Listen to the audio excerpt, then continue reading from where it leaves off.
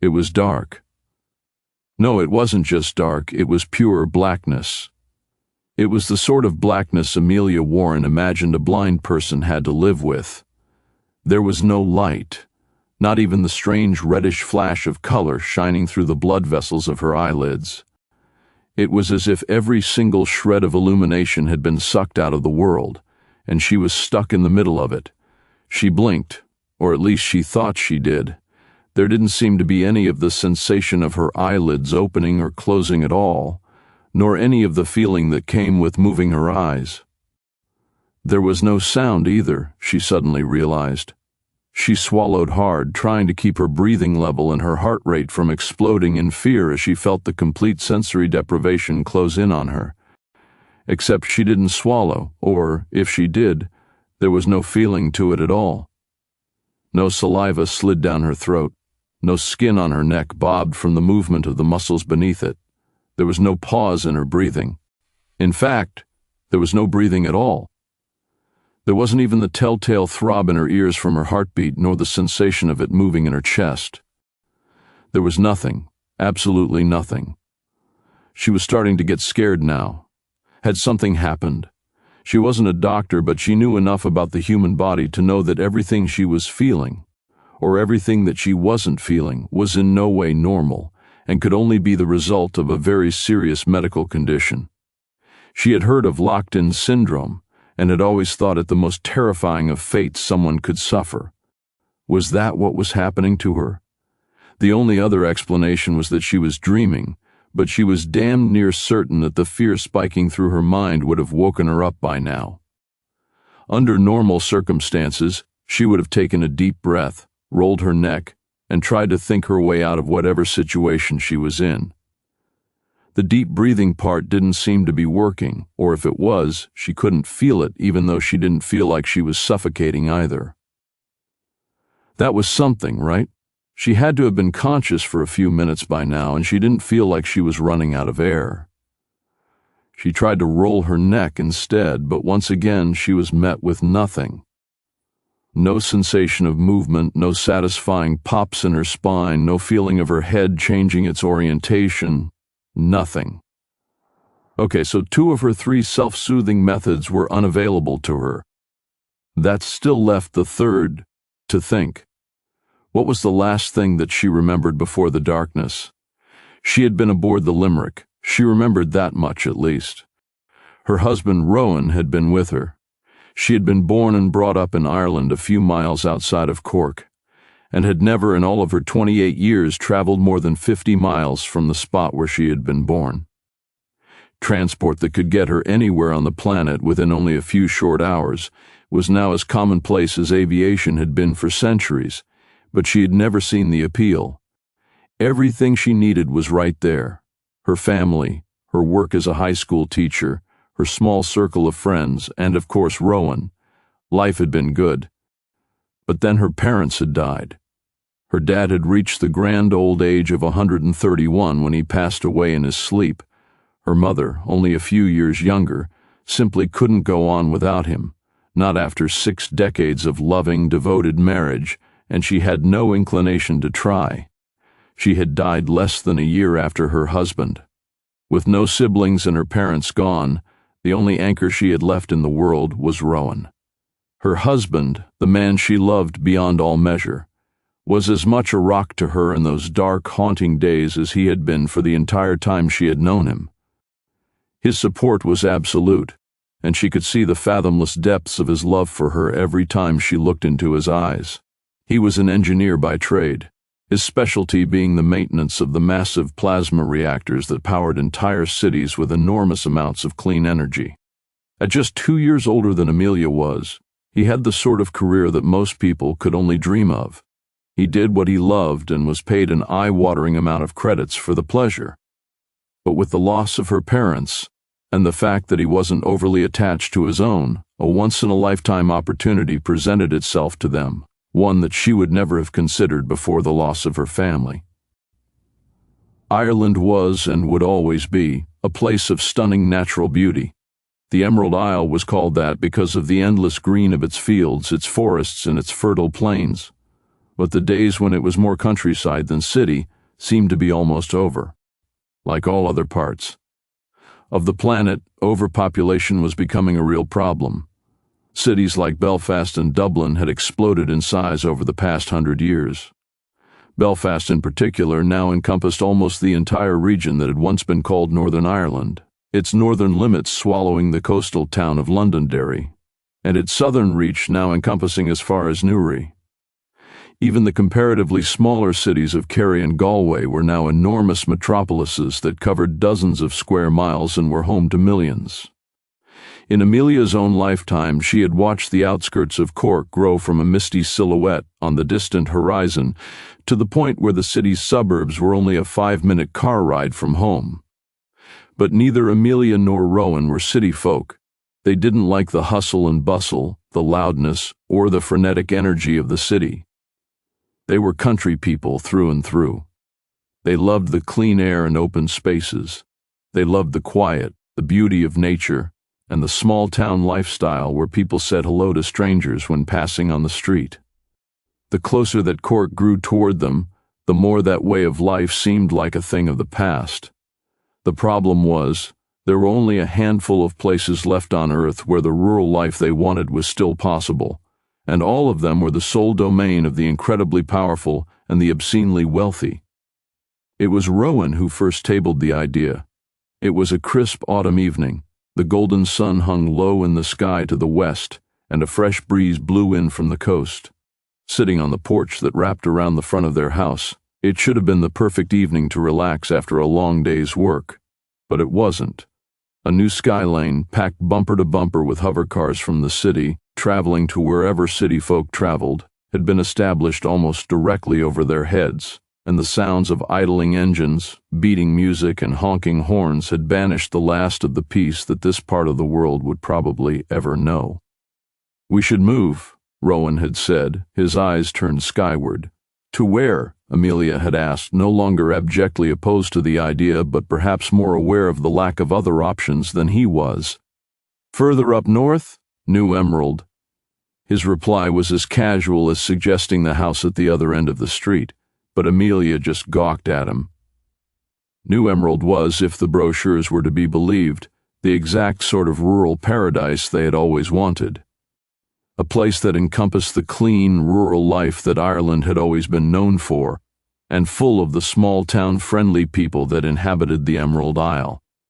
The only problem was that it was about 3 light-years from the inner edge of the Hudson Expanse, 50-something from Earth, and for a woman who had been born only a few miles from where she was sitting, that seemed like an absurdly long way away. "Think about it, Ames," he went on when she didn't, or couldn't, answer. "Open skies, green fields, good money to be made in both of our lines of work, room to breathe, room to grow, room to start a family without—" He sighed again and gestured at the traffic jam 100 feet above them. "That! You're serious about this?" She had almost scoffed at first, but the look on his face had quickly told her that he hadn't been joking in the slightest. "Darlin', your parents were grand people, and I love them like they were my own," he sighed again. "But they're gone, and I don't think they would have wanted you to hang around in a place you're not happy, just to honor their memory. And you're not happy here, are you?" Amelia stayed quiet for a moment, but soon a sigh of her own fell from her lips, and she had shaken her head. "No, I'm not. It's just, this is home, you know." "Yeah, I know," he nodded, finally pulling his eyes away from the mess that was now their view, and turned to face her. He reached over and laced his fingers with hers. "I was just thinking that home to me is, well, it's wherever you are." This time she did scoff. "You corny old bastard," she laughed, but the laughter died on her lips when his face didn't show even the flicker of a smile. "Ro, what's gotten into you? I'm tired, Ames." He slumped back into his chair. "I'm sick of things changing all the time. The world is moving too damned fast, and nobody around here seems to know where the brakes are. Look at this," he nodded upward. 10 years ago, if someone had said we'd be living under a highway, I'd have laughed in their face. Now look at us. What's it going to be like in another 10 years? Is this how our kids are going to grow up? living underneath a goddamn skylane until the city grows out this far and swallows us as well. How long is it going to be until we don't recognize the view out of our own window? I just want to grow old with you, with our kids, whenever they come along, and then retire with you in a place we can call a home of our own." Amelia frowned. Rowan had never expressed these sorts of concerns before. Well, he had, but they'd always been in the form of annoyed little remarks or dramatic sighs as he looked out of the window with his morning coffee. He'd never outright said that he wasn't happy in their home anymore. The thing was, Amelia not only couldn't think of a single argument against anything he'd said, but she had secretly been harboring these feelings for quite some time, too. She just never thought to voice them while her parents had been alive and in need of her support. But now they were gone. "Could we afford it?" she asked, giving his hand a squeeze. "Theoretically speaking, I mean..." It was Rowan's turn to snort. "God, yes, easily. You're a teacher, I'm a power plant engineer, and both of us are on the essential worker list for new colonies. That means that we'd get our places on the colony ships for free, plus a pretty serious lump of cash to help us get started on the new planet. Not only that, this place would sell for a small fortune these days with the increase in land value, and then there's the money from the sale of your parents' place and my severance package from work if I choose to take it. We'd be able to buy a big chunk of land on New Emerald, build our dream house on it, and still have more money left over than we'd know what to do with." "It sounds like you've given this a lot of thought," she'd said, her voice not accusatory, just a little surprised. He nodded. "I was talking to Mike at the plant. He's seriously considering it, and it sounds like he'd be set if he took it. But he doesn't have half the resources we would. His wife isn't on the essential vocation list. He doesn't have a house to sell, and he hasn't been working at the plant long enough to get as big a severance as I'd get. If he'd be set, we'd be made for life. I just..." Rowan paused and then sighed again. "You know what? Forget I said anything," he smiled. "Just thinking out loud. I don't mean to put anything like this on you." "No," Amelia shook her head, surprising even herself by the vehemence of her voice. "It sounds like a good idea. If you think it's a feasible option, then we should talk about it." Wait, really?" Rowan blinked at her, his eyes wide in astonishment. "Really?" Amelia smiled again, giving his hand a squeeze. "You're right, my parents are gone. It doesn't feel like home here without them, and that..." It was her turn to glower at the skylane above them, "is driving me out of my mind. So, let's talk about it." That sunny autumn evening had been a little under 6 months ago. Things moved fast after that. They had applied for colonist status to the newly established Ministry of Colonial Affairs, and rather than the months of red tape and bureaucracy that they'd both been expecting, they were approved almost immediately. Their house had sold in principle within a month, and the final paperwork was completed 2 months after that. Severance packages had been agreed with their employers, his a little higher than they'd expected, hers a little lower, and they'd booked their spots on the next colony ship bound for New Emerald. The Limerick. The few short, yet agonizingly long months between leaving their home for the final time, living in a series of hotels and relatives' guest rooms, and boarding the shuttle up to the enormous colony ship, had at the time felt like it was dragging by at an excruciatingly slow pace, but as they ascended out of the atmosphere, it seemed like it had flown by in the blink of an eye. Those months since the decision had been made had not, as she was expecting, been filled with wistful memories or torturous doubt, but rather crammed full of nervous excitement. It was like one chapter of her life had closed, and she was about to start a new one. The giddy rush of anticipation for the next chapter to start filled every moment of her day. She had boarded the jaw-droppingly massive colony ship alongside 753,000 other excited colonists on a Tuesday, and on the Saturday she, along with Rowan and crowds of other people, had gathered around whatever windows they could find to say goodbye to the cradle of humanity as the Limerick finally left orbit. She and Rowan had stayed by that window for hours, watching until Earth was nothing more than a tiny blue speck in the vast blackness of space. He had turned to her, his molten brown eyes looking deep and lovingly into hers, and said, "Nothing." The memory ended in the blink of an eye, and with a disembodied frown, Amelia realized that moment was the last thing she could remember. She thought harder, trying to dislodge the haze that seemed to be robbing her mind of the memories that were right on the cusp of her mental grasp. But still, nothing. "You are awake," a voice suddenly whispered in the darkness.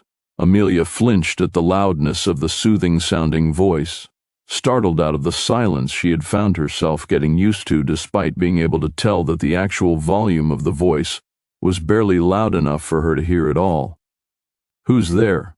she gasped, flicking her eyes around to find the source of the voice that seemed to have no fixed point of origin, instead sounding like it was coming from everywhere at once. Still, she already knew that her eyes weren't really moving, and even if they were, she couldn't see anything. "Where am I?" "Please try to be calm," the voice said. "We imagine this is a very frightening and disorienting experience for you, and for that we apologize. But you are safe. No harm will come to you. Who are you? Why can't I see?" Amelia knew her heart rate had probably skyrocketed, but without any sensation in her chest or her ears, she had no way of being able to confirm it. "Please, where am I?" "My name is Voxagon," the voice said. "I'm here to help you, but for your own well-being, the process has to be handled delicately." "Process? What process? What the hell is going on?" Amelia scrambled for answers despite picking up on the fact that most of the things she was asking were not being answered. There was a slight pause before Voxagon spoke again. "All will be explained, you have my word, but rushing through the process may result in more harm being done than your mind is able to handle. We must proceed slowly. You have undergone some changes." "Changes?" She didn't like the ominous undercurrent in the voice's tone, the sound sending a chill up what would have usually been called her spine if she could feel it. "What do you were hurt," Voxagon answered before she could finish her question. "Quite badly." Amelia frowned, or at least she thought she did. She didn't feel hurt, in fact. "I can't feel anything." "I know," Voxagon echoed through the blackness, his tone offering something approximating sincere sympathy. "And I know how disconcerting that must be for you. I know you can't feel them, but please try to move your fingers." Amelia, having no other choice, complied. "Good. Your fingers are moving perfectly. Now your toes? Excellent. Your body seems to be in perfect working order. It's only a matter of connecting your mind to it, and you will be fine. Physically, at least." "Please," Amelia whimpered, "please tell me what's going on. What happened to me?" There was another pause. "We don't know what happened to you," the voice said with something that could almost be called a sad sigh. "You were found in a life pod, adrift in space. We only have an approximate idea of how long you were in there, but it seems you were seriously injured before the stasis function of the pod was activated." "Injured? What was wrong with me? And how long was I in there?" Another pause. "We cannot be as accurate as you may hope in terms of time, but judging by the degradation of the metallic compounds on the life pod's surface and the pitting of it from stellar debris, you were adrift for approximately 417 of what you would call years."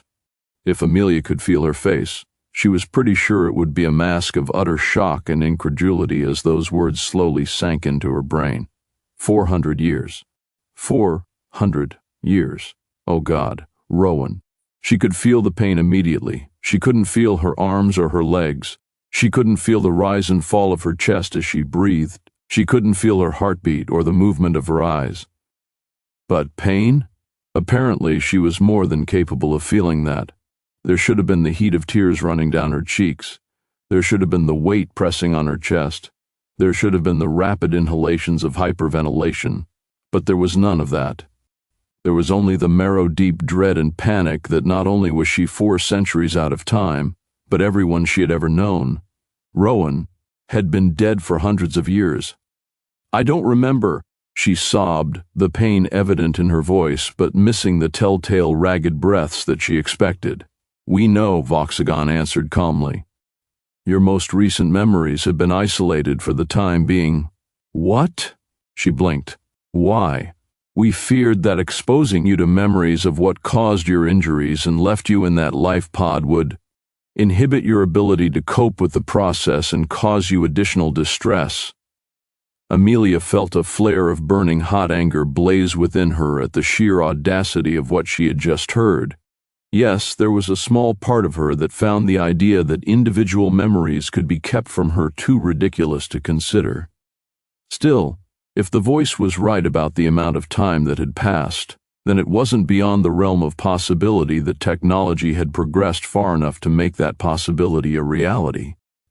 But mostly, she was just pissed. How the hell was she supposed to understand what had happened to her, let alone come to terms with it, if she was being prevented from remembering it in the first place? "Screw my distress," Amelia snarled at the blackness.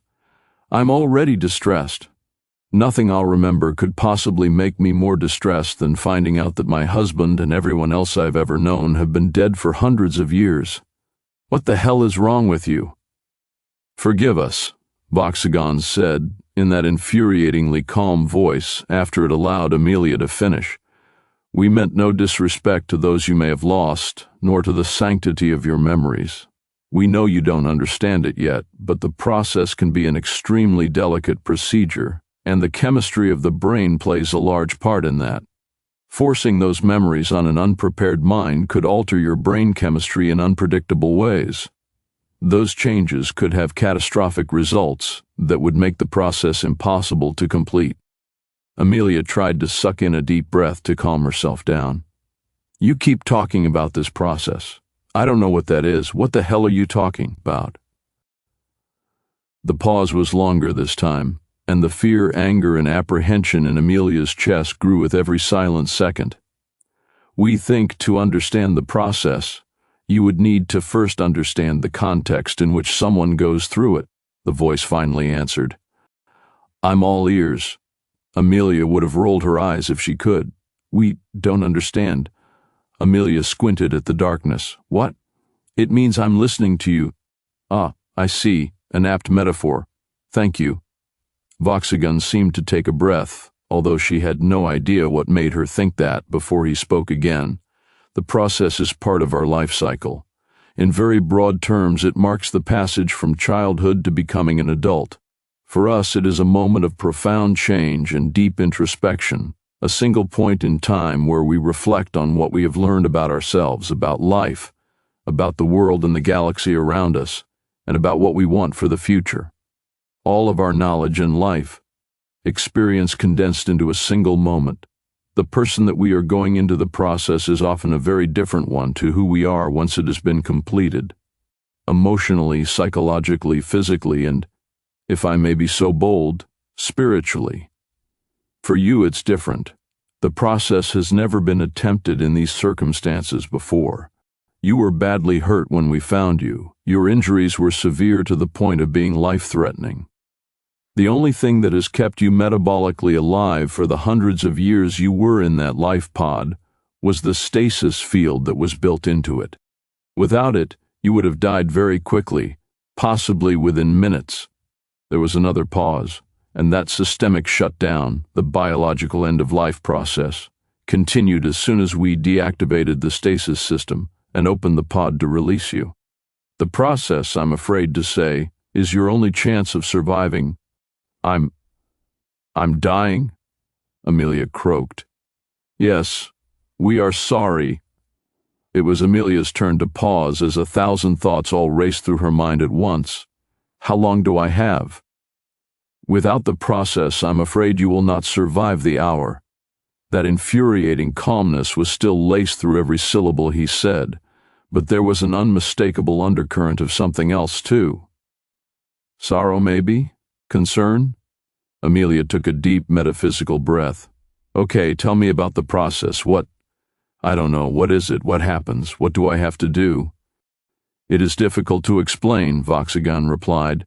Obviously, there are some very profound physical changes, and you would not be the same person as you were before, but, as strange as it may be to hear, the process is far more psychological than physical. One of the key factors is, for lack of a better word, acceptance.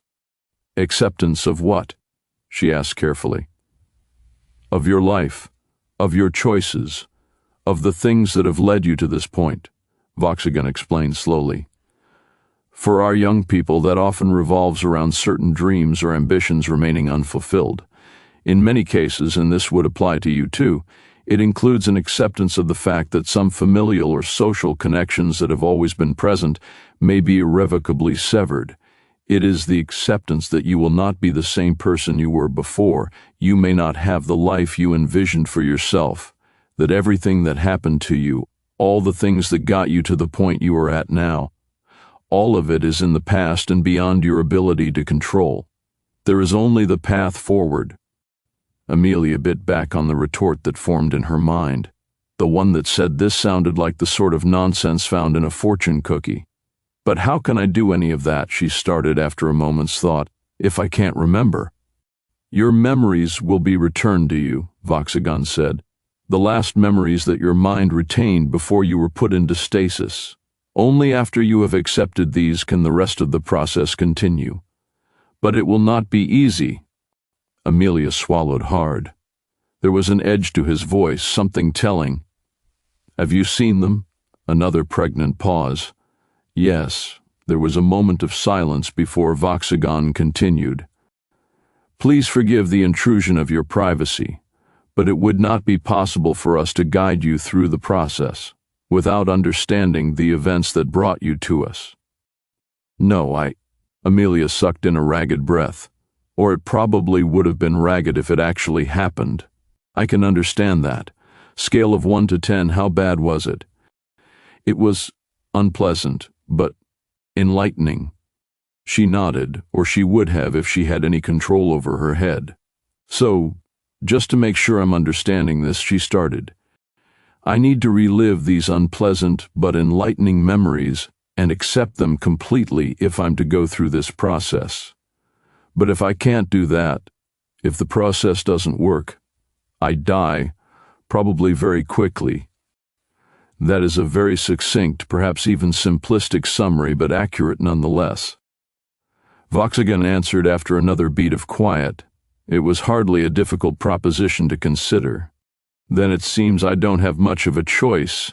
She would have added a shrug if she could. I'm ready when you are. You're a brave woman, Amelia, Voxigan said. His voice sounded almost like those words would have been spoken with a reverent bow, but she had no way of knowing if that were true or not. I will release the blocks on your memories now.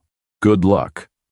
Amelia was pretty sure that if she were upright, if she had been able to hear her own breathing, if her lungs or her limbs were even capable of functioning, the wave of memories that crashed back into her mind would have stolen the breath right out of her and made her collapse to the floor.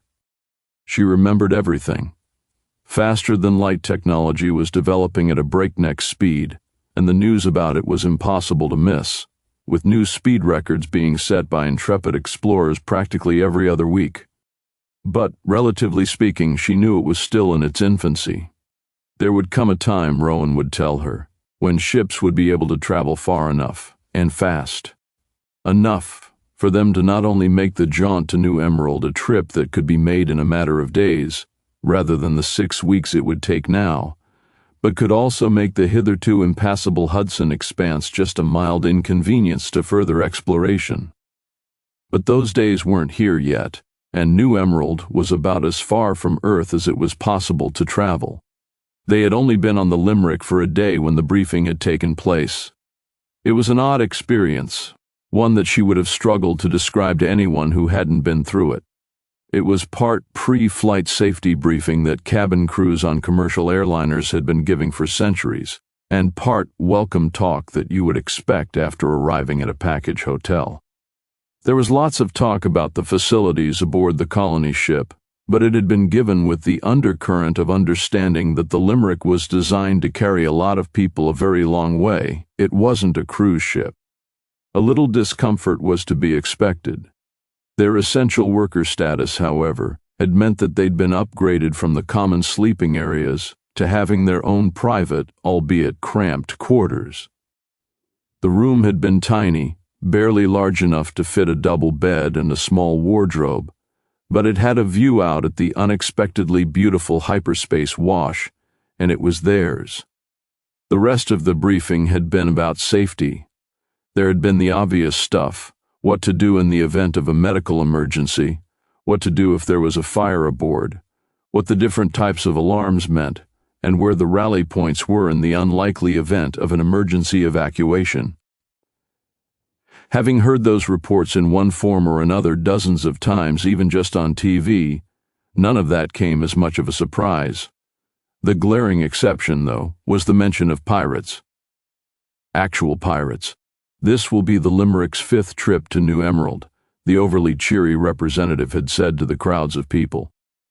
"We have already traveled this route 4 times with no issues at all, so there is no reason to think that this time will be any different. Piracy is a problem this far out from Earth, and it would be dishonest to suggest otherwise, but the United Earth Navy has ships in the area, both to act as a deterrent and to respond to emergencies. It should also be remembered that acts of piracy have almost always been carried out against the automated cargo vessels running back and forth between the colonies. There has never been a recorded incident of pirates attempting to intercept a colony ship. We only include it as part of the briefing because it would be negligent not to." "And you legally have to," a man's voice from somewhere in the crowd shouted out. There was a spattering of chuckles, and the rep smiled good-naturedly. "Well, yes, that too, but honestly, the chances of there being a fire aboard are almost non-existent, but we have to include all possibilities to ensure your safety, just in case. The same goes for piracy." "So, we're safe?"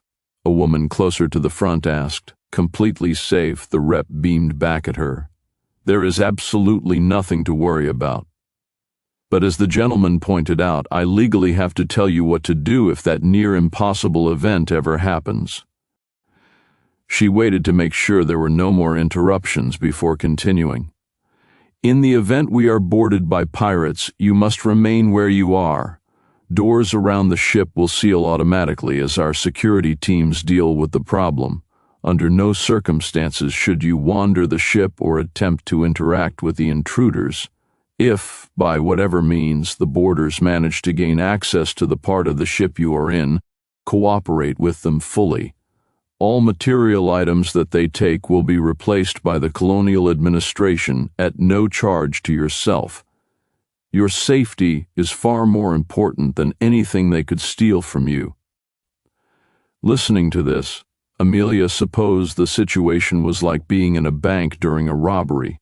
The staff would deal with the robbers, and the public was expected to keep their heads down, avoid provoking the criminals, hand over whatever was demanded of them, and claim on the bank's insurance later. Either way, the directions, along with the repeated assurances that a pirate attack was near impossible, left the gathered crowds feeling pretty secure and confident about the 6-week voyage to New Emerald. They were only 10 days from their destination when the near impossible actually happened. It was late afternoon, maybe early evening, and she and Rowan had decided to take their last meal of the day to their quarters to enjoy some quiet time together. The journey had been fun, it had been exciting, and Amelia had met more new people in those short weeks than in her entire life before it combined. They'd both made new friends, and any doubts they'd quietly had about the choice to move to the new colony had faded to nothing. But tonight they just wanted to be together. Amelia was finishing the last few mouthfuls of her meal, taking a sip from her glass of sweet white wine, looking forward to a night of close intimacy with her beloved husband, when the whole ship shook. The first tremor had been almost imperceptible, a slight roll beneath her feet, barely enough to make her put her glass down in surprise. But then came the jarring second one, followed by a loud metallic thud that reverberated through the walls. Klaxons started sounding almost immediately, and red rotating lights dropped out of hidden compartments in the ceiling as the door to their quarters, which had been kept open to give it the sense of having a little more room, quickly slid closed. Her heart skipped a beat. Then the lights flickered, and the hum of the Limerick's engines, which had become a comforting background noise to her days aboard, dropped into a deep, unnatural silence, and the wash of the hyperspace bubble beyond their window dissipated into nothingness.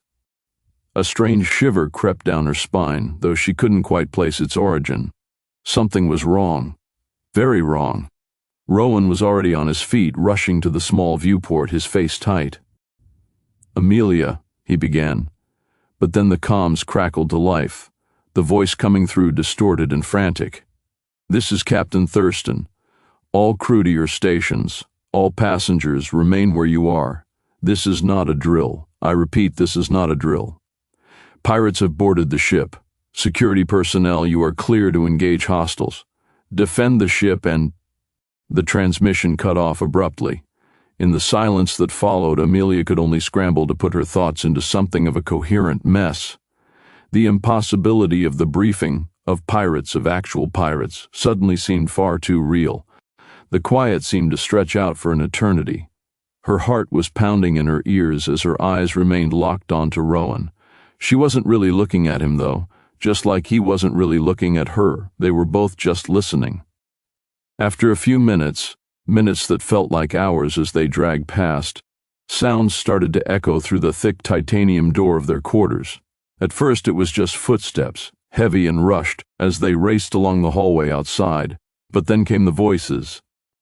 "They've breached the port side airlock on deck 48, a voice panted in the hallway, though it was muffled by the door. "Teams 6 and 7 are moving in from the stern. We need to hit them from this side." "Jesus, Joe," a second voice hissed. "Pirates? We've got some flimsy body armor, and I'm pretty sure this rifle's older than I am. What the hell are we gonna be able to do against pirates? We're glorified mall cops. We're meant to stop the passengers from stealing from each other and keep them out of restricted areas.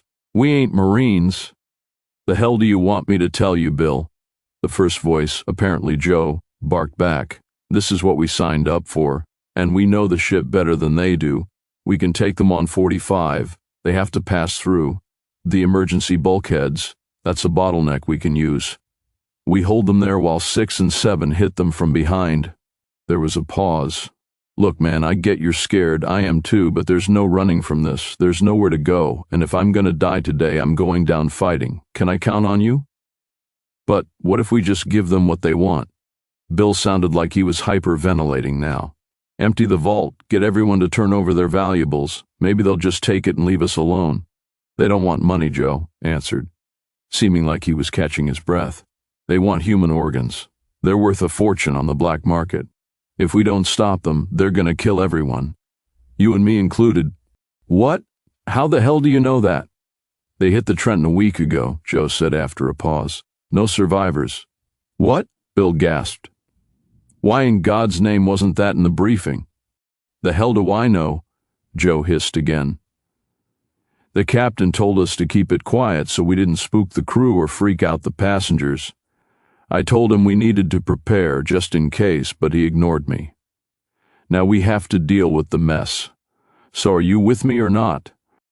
"Shit," Bill muttered. "It doesn't sound like I have a choice, do I?" "Not really." "Fine, but if we get through this, me and the captain are going to have a strongly worded conversation." There was a soft chuckle. "Get in line." "All right, we've got to haul ass to 45. If we don't get there before they do, we're screwed." There was a muffled grunt of agreement before the two sets of running footsteps sprinted off down the hall again. Amelia had been staring at Rowan for the entire time they were listening to the conversation, but her entire focus had been on what they were hearing. Her eyes were pointed in his direction, but she was looking through him rather than at him. But as soon as her eyes refocused on her husband, her breath caught in her throat. He was as white as a bedsheet, the color having completely drained from his face, and his eyes were as wide as saucers. "Rowan?" she whispered. Her husband blinked and yanked his eyes from the silent door to her in a flash. "What do we do? They said we had to stay put, but—" He swallowed hard. "No, that was if we were going to get robbed. If that guy's right and they're after organs, they're going to kill everyone. We need to find a place to hide." "But where?" "The life support ducting," he said after only a second's worth of thought. "The conduits in the main corridors are big enough for us to fit. I've seen the engineers working on them." Of course he had. Few things in life, other than her, caught Rowan's attention like seeing the insides of a piece of machinery. He would have been like a schoolboy looking at a steam train as soon as he had spotted it. "Okay," she nodded nervously. "Stay behind me," he whispered as he stepped closer to the door. He waited for her to nod again before he stopped and listened for any sort of sounds coming from the hallway beyond. There was nothing. He reached out and pressed his hand to the panel that opened the door. Nothing happened. He pressed it again. Nothing happened. "Damn it," he muttered under his breath, before turning to look frantically around the room. "There, pass me that knife." He pointed over to their mostly finished meals. Amelia raced over to the table, grabbed one of the dinner knives, and ran back to hand it to him. She watched nervously as he jammed the blade into the bottom of the panel and levered off the front cover. Amelia couldn't help but frown at what was behind it. Circuit boards and a mass of wires, some running to the panel, others running into the wall of their quarters, and all of them making about as much sense to her as a book written in an alien language. Rowan, however, seemed to know exactly what he was looking at. He stared at it for a minute, his eyes tracing individual wires before he grabbed one that linked a circuit board to the front panel and yanked it out of the plastic casing. He then took the frayed end of it and tapped it against one of the silver-looking dots on the circuit board. The door hissed open. There were moments when Amelia was just in awe of how in love she was with her husband. Moments when he had done something or performed some sort of gesture to her that made her fall in love with him all over again. The moment that door slid open put all of those previous events to shame. He held out his arm, unconsciously pushing her behind him, before he peeked his head out into the corridor. "It's clear," he whispered. "Come on." He grabbed her hand and pulled her out of their quarters and into as quiet a jog as they could manage. "Where are we going?" she whispered. "Maintenance closet," he answered quietly before pointing up at the air vents in the upper corners of the corridor. "Those will be locked, but the one in the maintenance closet will be open." "How do you know?" "I'm an engineer," he smiled over his shoulder at her. "We never lock up stuff in the places they're used all the time. More hassle than it's worth to unlock it every time we need it." She just nodded and followed him. She had no idea where this maintenance closet was. She had never seen one, but then it was not the sort of thing that she would notice either. She liked fashion. She noticed the shoes that other women wore or the shirts worn by other men that would look good on Rowan. But if she ever asked him what he thought of another lady's dress, he would just frown at it and confirm that, yes, it was a dress. That was as far as his interest in clothing went. He would never, not in a million years, notice or admire what someone else was wearing. It just wasn't him. By the same standards, anything technical or anything to do with the maintenance of a system or machine was just beyond her. She wouldn't even know what to look for, let alone know where to find it. And even if Rowan pointed out the maintenance closet in the past, she doubted it looked any different from any other door she had seen that day, and her mind had just glossed over it. After a few minutes of jogging, they skidded around a corner, coming to a bank of elevators, and stopped. Amelia was glancing up and down the 3 corridors that converged on this point, but Rowan was already moving. Running his fingers along the wall directly opposite the elevator doors, he smiled as he found what he was looking for. She hadn't noticed that he was still carrying the knife from their room, so it came as something of a shock to her when he drove the blade into a near-invisible seam between 2 wall panels and levered open the hidden door. "Get in," he whispered as he held the door open for her, his other hand dragging her through the low doorway and into the closet. She barely had time to turn around before Rowan squeezed himself through behind her and pulled it closed after him. Amelia blinked rapidly against the darkness, not daring to move, as she listened to Rowan running his hands over the wall until he found the light switch. Harsh, glaring light suddenly filled the tiny room, filled with the charging stations for the automated cleaning bots, a few lockers, and some randomly discarded tools, It looked more like a janitor's closet than anything that could be related to maintenance, but then again, Amelia didn't know the first thing about the world in which her husband worked. She knew what he did, but had never seen it with her own eyes. His eyes, on the other hand, were gleaming as they landed on the large air vent against one of the far walls. He walked over to it, took hold of the frame of the covering grate, and yanked it off with one hard pull. "In there," he whispered, nodding to the opening as he turned to examine the control panel next to it. I can't." She shook her head violently. The ducting behind the grill was cramped and dark, but that wasn't the reason she didn't want to go in. She simply didn't know which way to go and was suddenly terrified of making the wrong move that could lead them to getting caught. "You need to go first, Ames. I need to put the grate back on once we're inside. I can't go in first, but I don't know which way to go." Rowan took a deep breath and peered into the darkness of the ducts. "Look, there'll be a few meters of crawling, then you should come out into a larger square junction chamber where lots of different ducts connect. Just wait for me there, I'll be right behind you. I promise. Just move slowly and quietly. We'll be fine." Amelia looked into the dark, then back at Rowan, then back to the duct again. "Okay." She nodded before taking a deep breath, stooping down, and climbing into the duct. She winced as the thin metal flexed loudly under her weight, but she kept moving anyway. "Keep your weight to the sides, close to the walls of the duct," Rowan whispered after her. His body blocked out the last of the light as he climbed into the vent behind her, then turned and worked to reattach the vent grate from the inside. Amelia nodded silently, even though she knew he couldn't see her, before sliding her feet outward and pressing them as close to the corner of the vent as she could get them, and then starting to move forward again.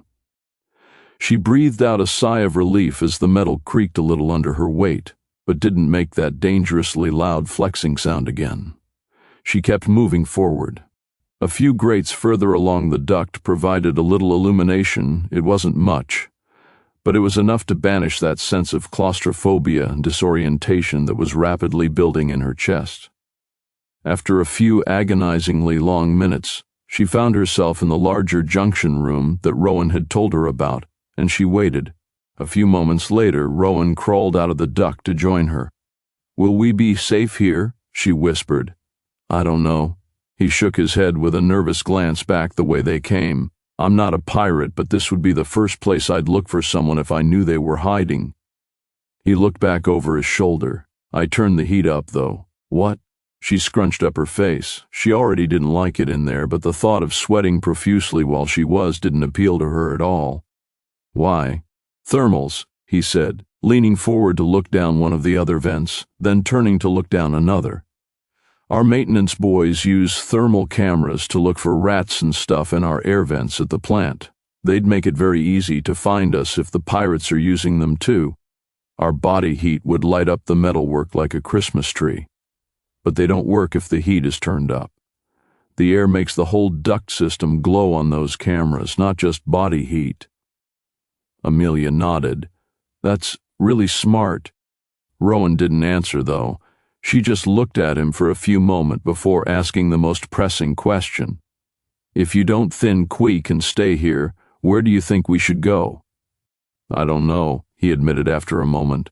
"My gut is telling me to find the security teams, but those two outside our room didn't sound very confident." "Maybe the bridge?" Ames offered hopefully. Rowan nodded. "I was thinking that too, but that's a really long way from here and 12 decks up. We'd have to climb up there, and I'm almost certain the pirates would get there before us if the security boys can't hold them back. The bridge would be one of the first places they'd go. I'm thinking the shuttle bay would be a better idea." "The shuttle bay?" She frowned, not that he could see her properly in the darkness. Rowan nodded again. "Worst case scenario, if the pirates take the whole ship and kill everyone on board, they'll eventually leave. Then what?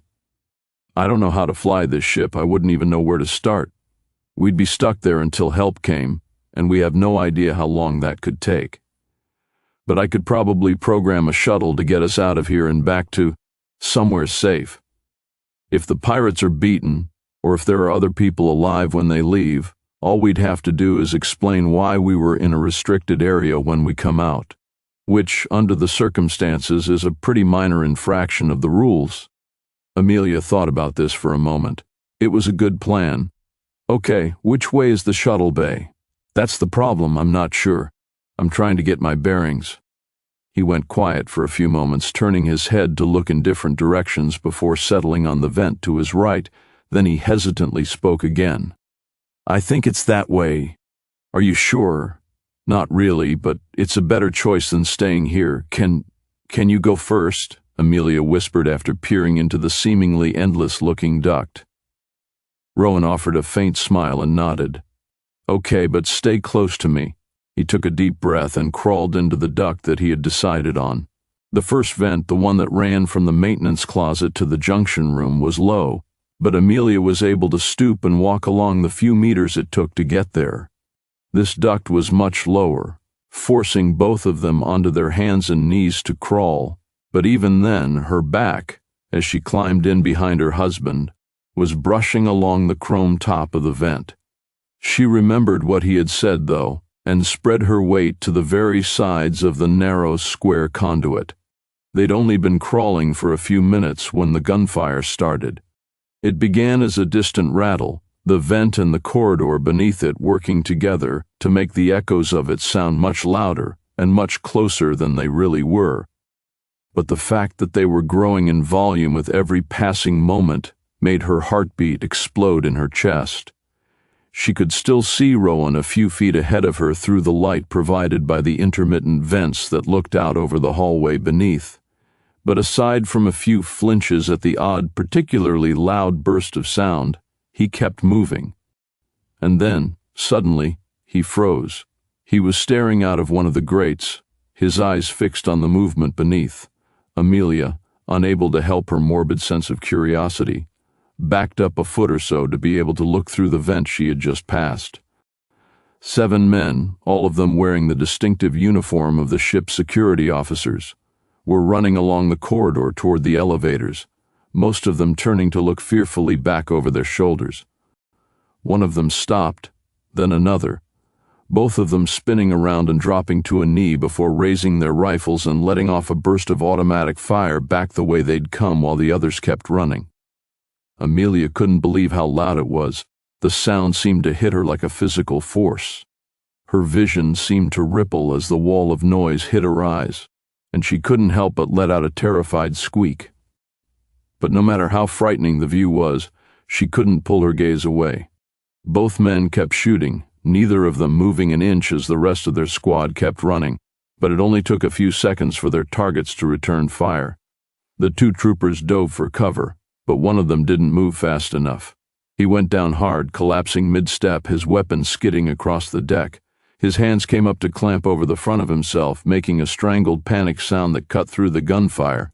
The other trooper, the man who hadn't been hit, could only watch from the cover of a recessed doorway as his comrade jerked uncontrollably as he fought for air. Amelia could taste the metallic scent of in the air. She could feel the vibrations of the gunfire through the thin metal ductwork beneath her. She could feel her breath coming in short, jagged gasps as she watched, but she still couldn't pull her eyes away. "Mike, Jesus, hold on, I'm coming," the second officer shouted over the gunfire before yelling up the corridor toward the rest of his squad. "I need cover."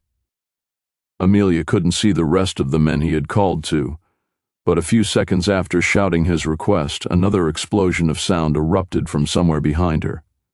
The unharmed trooper burst from his cover the instant the supporting fire started, throwing himself across the gap toward his fallen friend. Mike was still moving, one hand clutching at the front of his uniform as his other reached out blindly. His eyes locked onto the man coming to his rescue, and his free hand shot out to grab at his friend's arm as he skidded to a halt next to him. Amelia couldn't tell if Mike was trying to hold on to his friend for dear life or if he was trying to push him away to safety. Either way, the second trooper wasn't paying attention. He cast a look back toward the enemy, then back to the man on the deck, seeming to make his mind up in a heartbeat. He stood up, grabbed Mike by the arm and between his legs, and, hoisted him onto his shoulder. "I got you," he grunted as he steadied himself under the weight and started to run back toward the rest of his squad. He made it about 5 feet before a high-caliber round hit him in the back. His body jerked forward. A strangled gasp escaped his lips. His eyes rolled back, and the heroic trooper toppled forward. He was dead before he hit the floor. Amelia couldn't tell if the first trooper was still alive or not, but neither one of them moved again. There was silence for a moment. Amelia couldn't tell if it was the ringing in her ears blocking out the rest of the battle, or if it was just going through a temporary lull, but the distant ding of an elevator arriving behind her seemed to be all that it took for the quiet to be banished once again. Although she couldn't see it, she could hear the distinct sounds of movement from behind her as, she imagined, the besieged security team tried to get into the elevator and escape the carnage.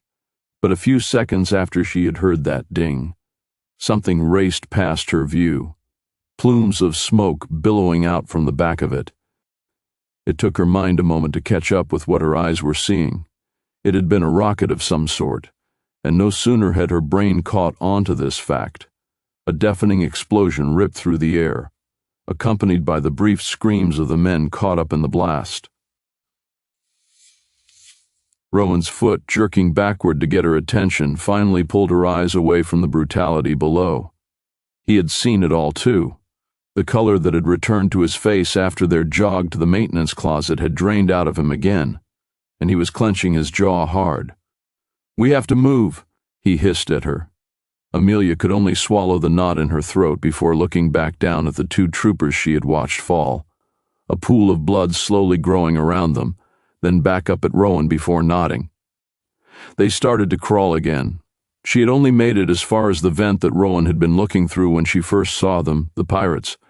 Amelia had expected monsters. She had expected grotesque, ragged figures with glowing red cybernetic eyes, wicked grins full of metal teeth, faces full of scars and venomous, evil smiles, and armor fashioned from the bones of their victims. That was what pirates were supposed to look like, right? That was what she had always seen on TV.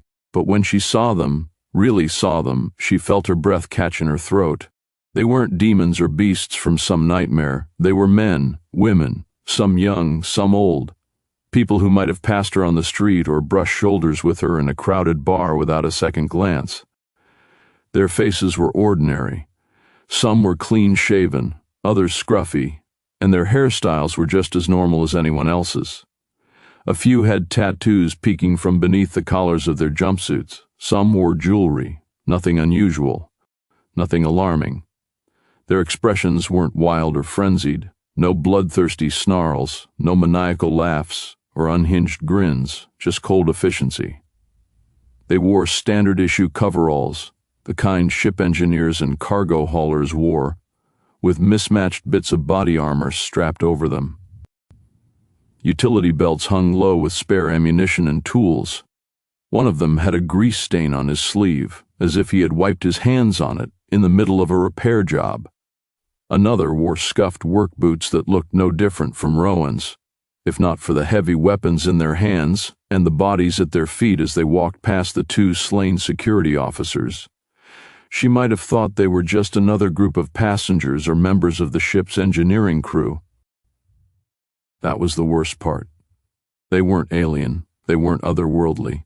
They were just people, ordinary-looking people, and they were there to butcher everyone on board like it was just another day on the job. Gunfire in the distance pulled her attention forward.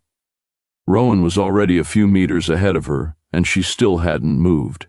She started shuffling, wincing against the volume of the gunshots as they rattled around the vent. Then it started. The screams. God.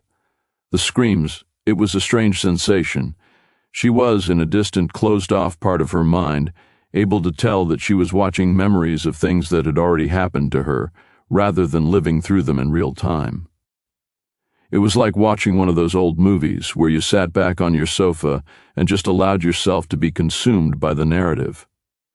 But she was also vaguely aware that the things she was seeing were events that had happened to her, even if this was the first time she was seeing them. That small, distant part of her mind was still back in the darkness, still back with Voxagon, still trying to understand this mysterious process that would save her life from injuries she had apparently sustained shortly before being shoved into a life pod and left adrift in space for more than 400 years. As she looked at Rowan, quietly and carefully helping her out of the life support duct and back down onto the deck, she was distantly aware that he was already dead. She knew that, even if they had both survived the pirate attack on the Limerick, it had still been over 4 centuries since these events had happened, and he would have already been dead for hundreds of years. Yet, in that moment, all she could do was look into his eyes. All she could do was let herself be swallowed whole in the bottomless depths of the love he had for her that shone through every act, every gesture, and every look. His eyes, those gorgeous molten brown eyes, held every ounce of that love within them. And just like she had done so many times over their lives together, she found herself willingly drowning in just how deep his love was. Everything he was doing right now was for her, to save her, to keep her safe. He was and would always be the man of her dreams, the love of her life, the constant that underwrote every facet of who she was. And that small part of her mind knew that he was dead.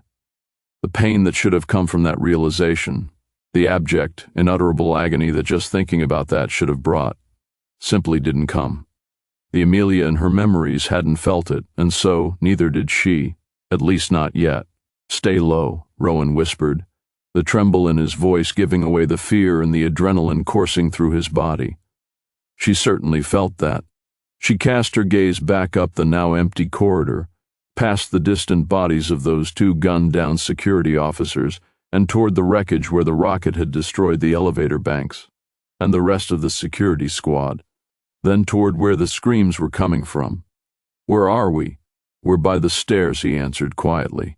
"If we're gonna get to the shuttle bay, we need to go down, but—" He glanced up and down the corridor. "I think there's a security office near here." Rowan was a wanderer. He'd always been a wanderer. They had never really traveled anywhere during their marriage. That was her choice more than his. But Rowan would often hike out into the countryside close to their home just to see what was there. It was a hobby he had maintained aboard the colony ship, too. While she had been resting or meeting new people, he had explored the ship. Not for any reason, and obviously not enough to know exactly where the shuttle bay was, but there was still something in his eyes that told her he recognized where they were. "I think it's this way." He turned toward one of the smaller hallways that branched off from this main corridor, before she grabbed his arm to stop him. "Why do we want to go to a security office? Nobody's going to be there. We just watch them getting— They have access to the internal cameras," he whispered back, looking around to make sure they were still alone and safe. "Maybe weapons. If we can see where they are, we might be able to plot a route to the shuttle bay without bumping into anyone dangerous. Or at least find a good place to hide." She blinked for a moment at the obviousness of his answer. He was apparently thinking a lot more clearly than she was, and then she nodded. "Okay. Stay close, and listen out for anyone coming." The corridor was empty, eerily so. The distant gunfire had become a constant in the background, now less of a shock and more of an oppressive, ever-present weight pressing down on her skull. None of it seemed alarmingly close, but it never stopped either. Every few seconds came a distant explosion, the rattling thump of something detonating far too close for comfort, or the faint, high-pitched echo of a scream that had nowhere else to go. They moved slowly. Rowan crept ahead of her, eyes darting to every doorway, every shadow, every exposed ceiling panel like it might suddenly drop down with death behind it. He held the dinner knife like a real weapon, though Amelia had no doubt he knew it wouldn't help him if someone found them. It was just something to hold, something to do, a fragile barrier between them and the truth. And then he stopped. "There," he whispered, pointing to a steel-gray door set back into the bulkhead a little further down the corridor. There was a keypad beside it, glowing softly.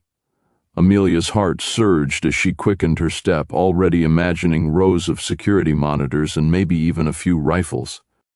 If they could see the ship's interior, if they could map a route, they could survive this. They could find a way through the blood and the smoke. Rowan's hand hit the panel without hesitation. The door didn't open. He stabbed at the panel again. It blinked red. He muttered a curse, then dropped to one knee and pulled the panel cover off with the knife. Sparks jumped slightly as he exposed the wiring, and Amelia knelt beside him, eyes scanning the corridor for movement. The ship creaked under stress. Another explosion, more distant this time, sent a faint shiver through the floor. He hesitated just long enough to take a breath, then began tugging wires loose, tapping two together, then twisting a third into a copper hook that he jammed into the circuit board. The red light blinked twice, then turned green. The door hissed open. Amelia didn't wait for permission. She pushed past him and slipped into the room. The lights came on automatically, flickering to life overhead with a sterile white glow. The space was cramped, barely the size of their cabin, with a single control chair and a bank of monitors lining the wall. One screen was already cracked, spider-webbed with damage, but the rest were intact, each one showing a different part of the Limerick. On the opposite wall were racks for weapons. Most of them were empty, but there were a few rifles still hung up and ready for use. Rowan hit the button on the inside of the door, closing it, spotted the racks and moved toward them. Amelia dropped into the control chair, trying to stop her hands from shaking, and looked up at the monitors. She saw it all at once, and then, all at once, she couldn't breathe. "There's no ammo," Rowan huffed out behind her. "I can't—" He froze, seeing what she was seeing, and stepped in behind her. But she wasn't hearing him, because on the monitors, there were pirates everywhere, dozens of them, hundreds of them, moving through corridors and cutting down anything in their path. In one feed she saw a group of passengers, maybe 24, trapped in one of the communal sleeping bays. Men, women, innocent people all huddled at the edge of the room, some sobbing, others staring in mute terror at the sealed doors, all of them trapped. Inside, after the security doors had closed, the camera angle gave them no warning of what was coming. The doors slid open, and then the pirates were there. No words, no demands, no hesitation. Gunfire erupted. The pirates swept the room with automatic fire. When it stopped, no one in the room was standing. The feed lingered on the empty space where they had been, and Amelia couldn't tear her eyes away. She was eternally grateful that the monitors didn't have sound. Another screen showed a narrow hallway filled with smoke and bodies. One figure lay apart from the rest, motionless near the far wall, but clearly still breathing. Her head was flicking back and forth before locking onto something Amelia couldn't see. The feed glitched and froze. When it refreshed, the hallway was motionless, the figure laying lifelessly to the side. Amelia turned away, but the next screen was worse, one of the main mess halls. Thousands of people had been trapped there when the lockdown began. Now it was silent. Overturned tables littered the floor. Smoke drifted lazily along the ceiling, alarms flashing against scorched walls. Shapes lay scattered where crowds had once stood. A dozen pirates moved through the wreckage with practiced ease, watching for any sign of movement. The feed cut out before Amelia could see anything else.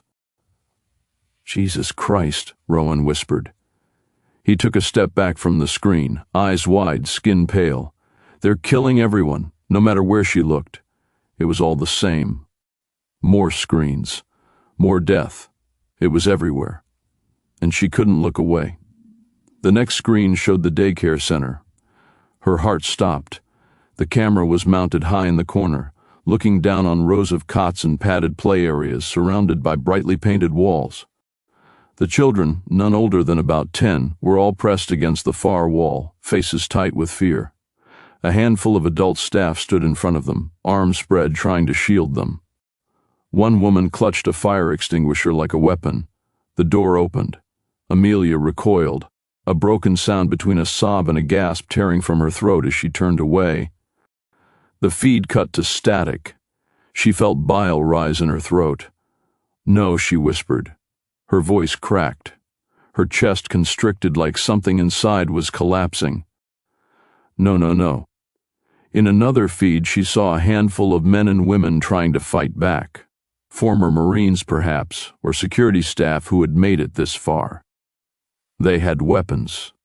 Training, guts, it didn't matter. They were pinned down in a narrow corridor as the pirates advanced with practiced precision.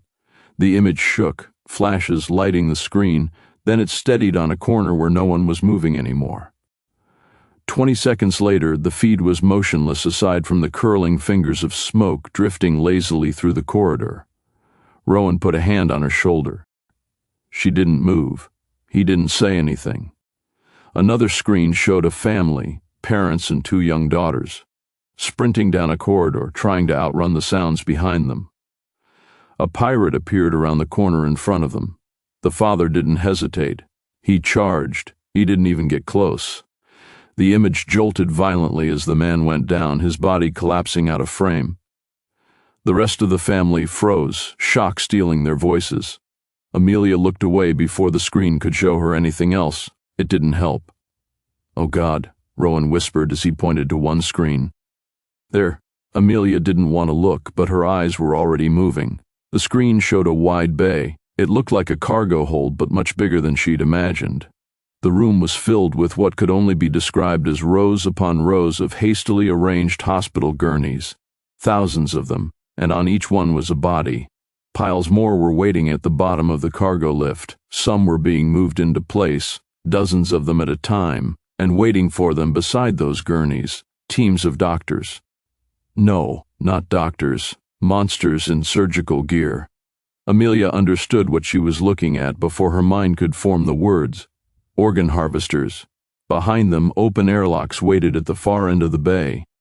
Amelia didn't need to see what they were for. The only thing more disturbing than the scene was how routine it looked, how easy it was for them, how often they must have done this before. She'd heard the horror stories, everyone had, but they were always told the same way as the ones about the creepy house at the end of the street.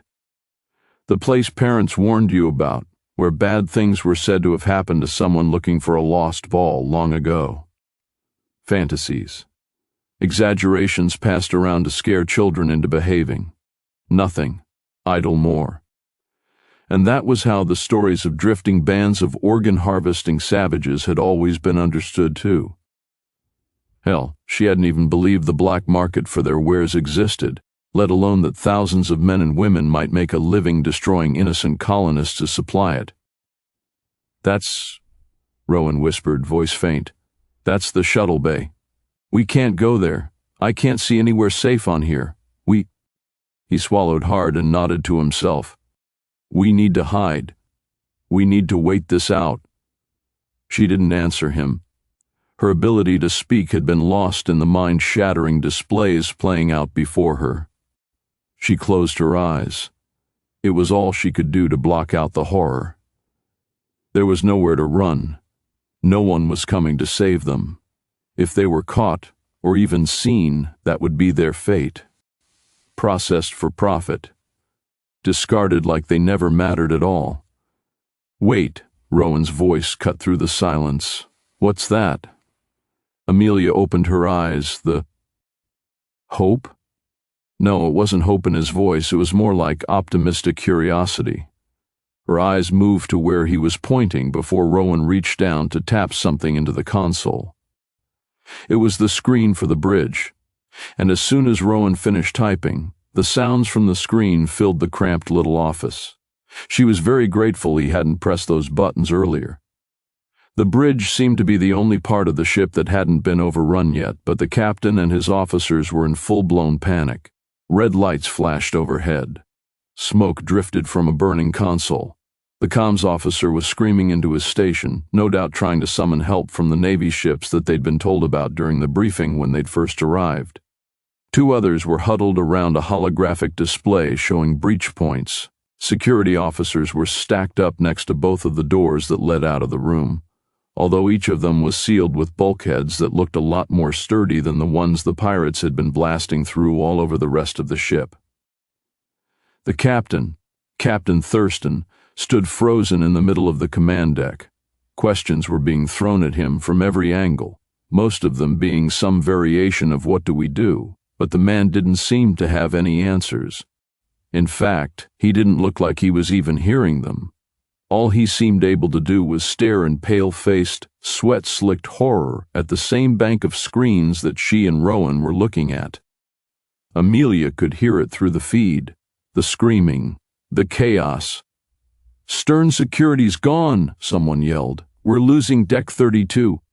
"We've already lost it," another voice snapped. "They're coming up from engineering. We need to evacuate," someone else shouted. "We need to fight," another panic voice screamed. "Captain, what are your orders?" someone barked at him. He didn't answer. "Captain," he still said nothing. The man who had been shouting the question finally had enough. He stormed across the bridge, grabbed him, spun him around to face him, and shook him hard. "Wake the hell up, Captain. What are your orders?" Thurston blinked. He looked back at the screens, then down at the man who was shaking him, then back at the screens again. His mouth moved. Nothing came out. "What?"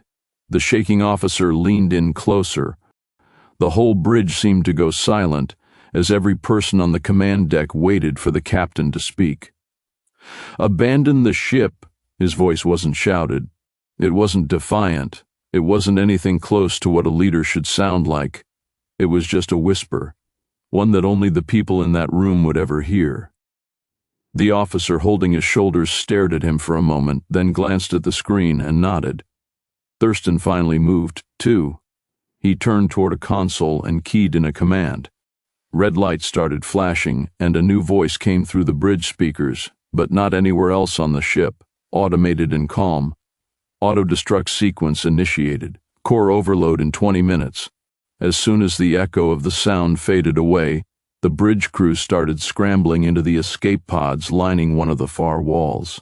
Amelia's blood ran cold. They were going to blow the ship, not to stop the pirates, not even to save anyone, just to cover their own escape and maybe take a few of those murdering scum with them if they failed.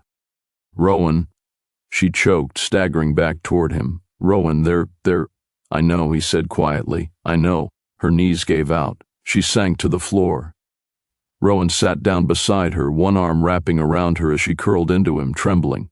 She didn't cry. Not yet. She just stared at the deck. She was going to die.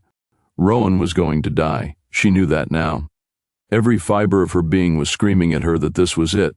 She glanced up at her husband, the love of her life, expecting him to look just as defeated as she felt. But he wasn't. His eyes were locked on the screens, not watching the carnage, not watching the death, not even watching the bridge. He was looking for an escape. "There," Rowan said, after a few long silent moments. His voice didn't tremble. She wasn't sure why that stuck out for her. Amelia blinked. Her vision was still swimming from the tears she hadn't let fall, her legs leaden where she sat crumpled on the floor. But she followed his gaze and saw what he was pointing at, a small flickering feed in the top corner of the monitor bank. The camera quality was worse than the others, grainy and half obscured by smoke. But she could make out the shape of a room, instruments and machinery on one wall, a few beds lined up along the middle, and everything bathed in the sterile white that was only ever found in medical facilities. Mounted on the far wall, however, were a row of familiar-looking shapes, escape pod alcoves. 4 of them, one was missing. 3 remained. A single green light still blinked above the nearest one. "Someone got out," Rowan whispered. "But the other 3 pods are still there, and there doesn't seem to be any pirates in that entire section. I think they've cleared it and moved on." He turned to her, and for a moment she saw something in his eyes that wasn't panic, wasn't despair, wasn't even fear. It was clarity, determination, a granite-hard resolve. She wanted to be strong for him, she really did. But she didn't have any strength left in her. He didn't seem to mind, though. He apparently had enough strength for both of them. He reached down and grabbed her hand. "Come on. That's our way out." Amelia didn't argue. She let him pull her to her feet, legs stiff and unsteady, heart pounding like it was trying to warn her of something she already knew, and he pulled her toward the office door. They didn't speak again. There was nothing left to say. Rowan turned his head to look at the feeds, the one for the camera right outside this room, checked the corridor for pirates one last time, and then unlocked the door. The sound of it hissing open seemed louder now, like it might call down death from either end of the hallway. They moved fast. Rowan made sure of that. The lights above them flickered constantly, giving the impression of movement that wasn't there. Shadows twitching, shapes half seen, bullet holes and blast marks on the walls becoming more and more frequent as Rowan guided them around one corner after another. How he knew where he was going was completely beyond her. Sure, he had explored the ship, but to her, that screen only showed a room with no context about where it was, yet he seemed to know exactly which way to go. The floor was littered with debris now, discarded shoes, dropped data pads, and dark smears that told a story she didn't want to finish in her head. People had been dragged through here. A lot of them. It was quieter now. That was something else she noticed. Not silent, the sound of gunfire could still be heard echoing through the hallways, but it sounded like it was further away. More noticeable, though, was the fact that the screams had stopped. In a past life, she would have taken that as a good sign, but now she knew better. The ship groaned around them, too. Metal flexing under stress, the creaks of damaged hatchways and the sparking of ruptured conduits. But there were no voices, no footsteps other than their own, and the loudest sound that made it to her ears was the sound of their rapid breathing. The worst of it was nearly over, and they were still alive. Most of the rest of the ship was not. They rounded a corner, Rowan pausing just long enough to check for movement before waving her through. The sign above the corridor junction was half lit. Medical triage, Deck 14, Section F. Beneath it, the corridor split in a four-way junction. "We're close," he whispered through his pants. "It's just past this section. Only a few more turns." Amelia nodded, her breath shallow. Her side ached, just a stitch, she told herself. Nothing serious. Nothing compared to what they'd seen. They passed a body near the next intersection, a security officer, young, much younger than she was, no older than 20, lying face down. Rowan crouched beside him and rolled him over. The boy's rifle was missing, his chest plate was shattered, but there was something clipped to his belt, a small pouch. Rowan opened it, pulled out a handful of cartridges. "Ammo," he huffed, "but no weapon. I knew I should have picked up a rifle." He frowned for a second. Why didn't they take him with the others? Then his eyes lifted, past the body, up and down the corridor, and then toward a service panel in the corner of the wall between two of the four hallways, just slightly ajar. It was subtle. Anyone else might have missed it. But Rowan wasn't anyone else. "Amelia," he said softly, "hide behind the corner." "Now, what? Why, just do it." There was something in his voice that cut through the haze in her mind. She obeyed. He crossed to the panel, pulled it the rest of the way open. Inside, half a dozen fat orange cables ran into a junction box. A maintenance conduit.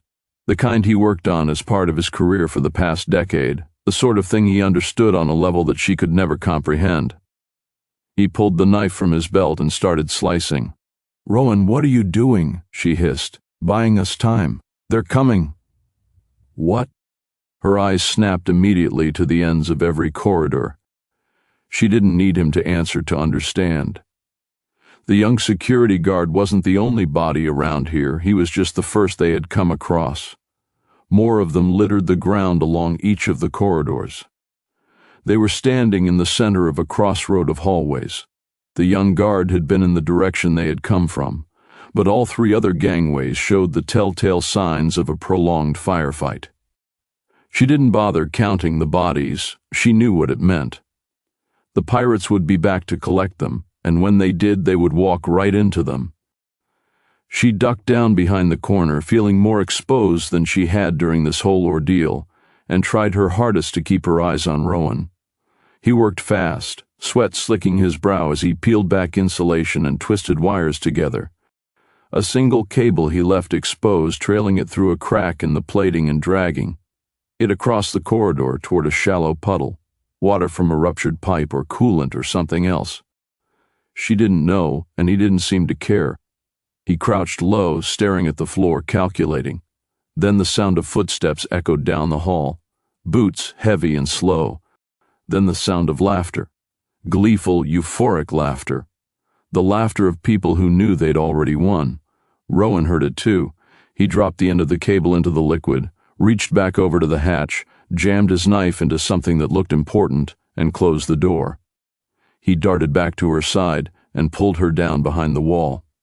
Together, they crouched in silence. 7 pirates came around the far corner, all of them talking, but the sounds merged together in a way that made it impossible to tell what was being said. One was holding a sidearm. A few were carrying shotguns, but most of the others had rifles slung over their shoulders or cradled lazily in their arms. They moved as if they didn't have a care in the world, like they were completely unaware of the time limit that the captain had placed onto the longevity of the Limerick. They weren't moving fast, they were almost casual, just coming back to collect the dead that they had finished off earlier. The first one stepped in the puddle. There was a sharp crack of sound and a blinding flash of blue-white light. The pirate stiffened, let out a strangled noise, and dropped where he stood. The others turned toward him in confusion, barely registering what had happened. And then the conduit Rowan had been working on detonated. The blast tore through the group in a violent storm of light and debris. The impact was instantaneous. One moment they were there, the next they weren't. When the echoes faded, the corridor was silent again. Rowan rushed out instantly, running over to the closest one and picking up his rifle. Amelia had never even seen a rifle up close before, but Rowan, apparently, had, and he knew how to use it. He didn't hesitate, he just aimed and fired. She should have been shocked by that. Appalled at the casual dispensation of death, horrified that her loving husband was capable of killing so easily. But she wasn't. He was doing what he had to do to survive, to let her survive, and they both knew that those pirates would have done a lot worse to them with even less hesitation than Rowan had shown. "We need to move," he said without looking back at her, keeping his eyes focused instead on the other 3 corridors. "Okay," she whispered back. Rowan turned and gave her one sharp nod, then broke into a jog, rifle held close to his chest. Amelia followed, her legs moving more from instinct than strength. The adrenaline hadn't worn off. If anything, it had curdled into something colder, numb resolve and a muted sort of terror. The hallway curved slightly to the left now, part of the Limerick's rounded outer hull. This corridor was only separated from the void by the very outer layer of rooms. They passed another body, a civilian, an older man in a wrinkled tunic, and another, this time a middle-aged woman. Amelia couldn't help but notice the wedding band on her finger. She had a husband somewhere, just like she did. Her stomach didn't turn this time, the tears didn't come. She could feel herself getting numb to it. The smell was getting worse, though. Amelia tried not to breathe through her nose. Rowan glanced over his shoulder. "Medical bays through the next bulkhead," he said. "Pods should be mounted in the back wall. We grab one and get the hell out." She nodded, but she was too out of breath to agree with words. They rounded the corner and saw movement. Rowan stopped so hard she ran into his back. 5 pirates, just ahead, clustered near a junction. 2 were talking, one smoking something out of a long glass tube, the other 2 watching the corridor with lazy disinterest. And between them all was a large tracked machine of some kind with a waist-high platform on the top of it. It was piled high with the dead. They hadn't seen them yet, but they would, any second now. Rowan pulled her back around the corner. He crouched, eyes closed for half a second, and took a breath. "We can't. It's a maze behind us, and they'll hear us either way." His voice was low, calm. "We fight what?" She blinked rapidly at him. "We aren't soldiers. We can't fight. We have to," he insisted. "They're standing right outside the medical bay. We need to get past them so we don't have another choice." "I thought you said this whole section was clear," she hissed, her panicked eyes darting back the way they'd come.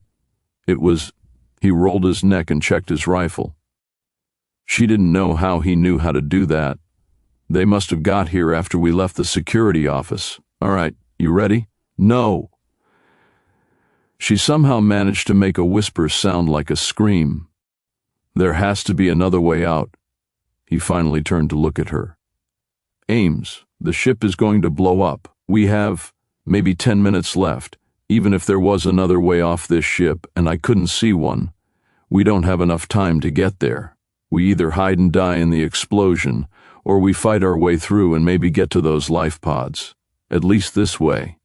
We have a chance. Amelia clenched her jaw, but she knew he was right. Okay, just please be careful. He peeked again, then back to her. There's a supply alcove on the right, about halfway. Get in there when the shooting starts. Cover your ears. She didn't argue. Rowan took a deep breath, stepped out, and opened fire. Chaos erupted instantly. One of the pirates dropped before anyone could react. Another went down as the rest spun in confusion. Then the world exploded in sound. The other pirates scattered, shouts and returned fire echoing down the hallway. The corridor lit up with stuttering bursts of automatic rounds. Amelia ran, just like he told her to, diving into the alcove as rounds sparked off the walls. She curled into a ball, hands over her ears, teeth clenched tight enough to hurt. Rowan was yelling something, she couldn't hear it. The gunfire drowned out everything. He moved like a man possessed, tight bursts, never wasting around, never staying in one spot long enough for them to zero in on him. One more of the pirates went down hard. Another fired back, forcing Rowan to dive behind a support pillar.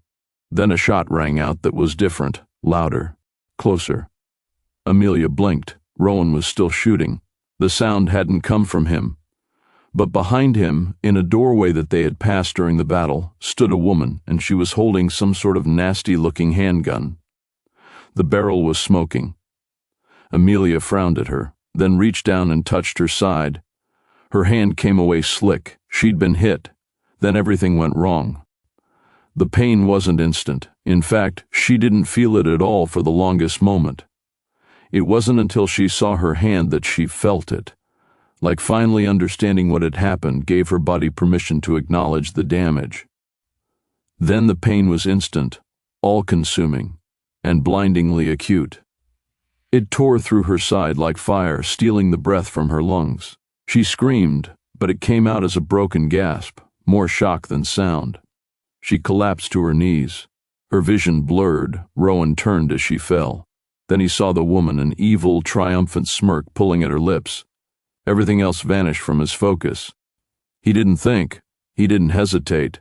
He fired. She looked almost shocked to see him, like she never thought he'd have the audacity to actually confront her, despite the fact he had just torn through her friends like a seasoned veteran. Her body was thrown back into the room and out of sight.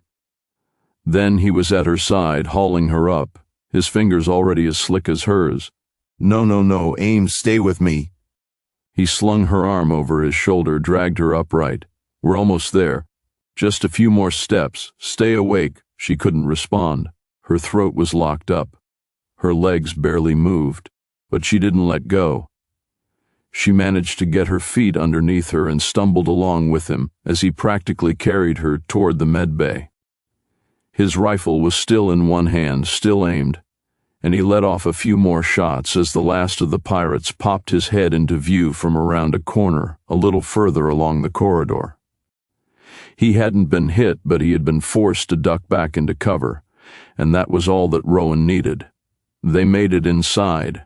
Staggering through the bulkhead, he leaned Amelia against one of the beds while he spun back around, slammed his hand into the console next to the door to close it, then smashed it off the wall with the butt of his rifle.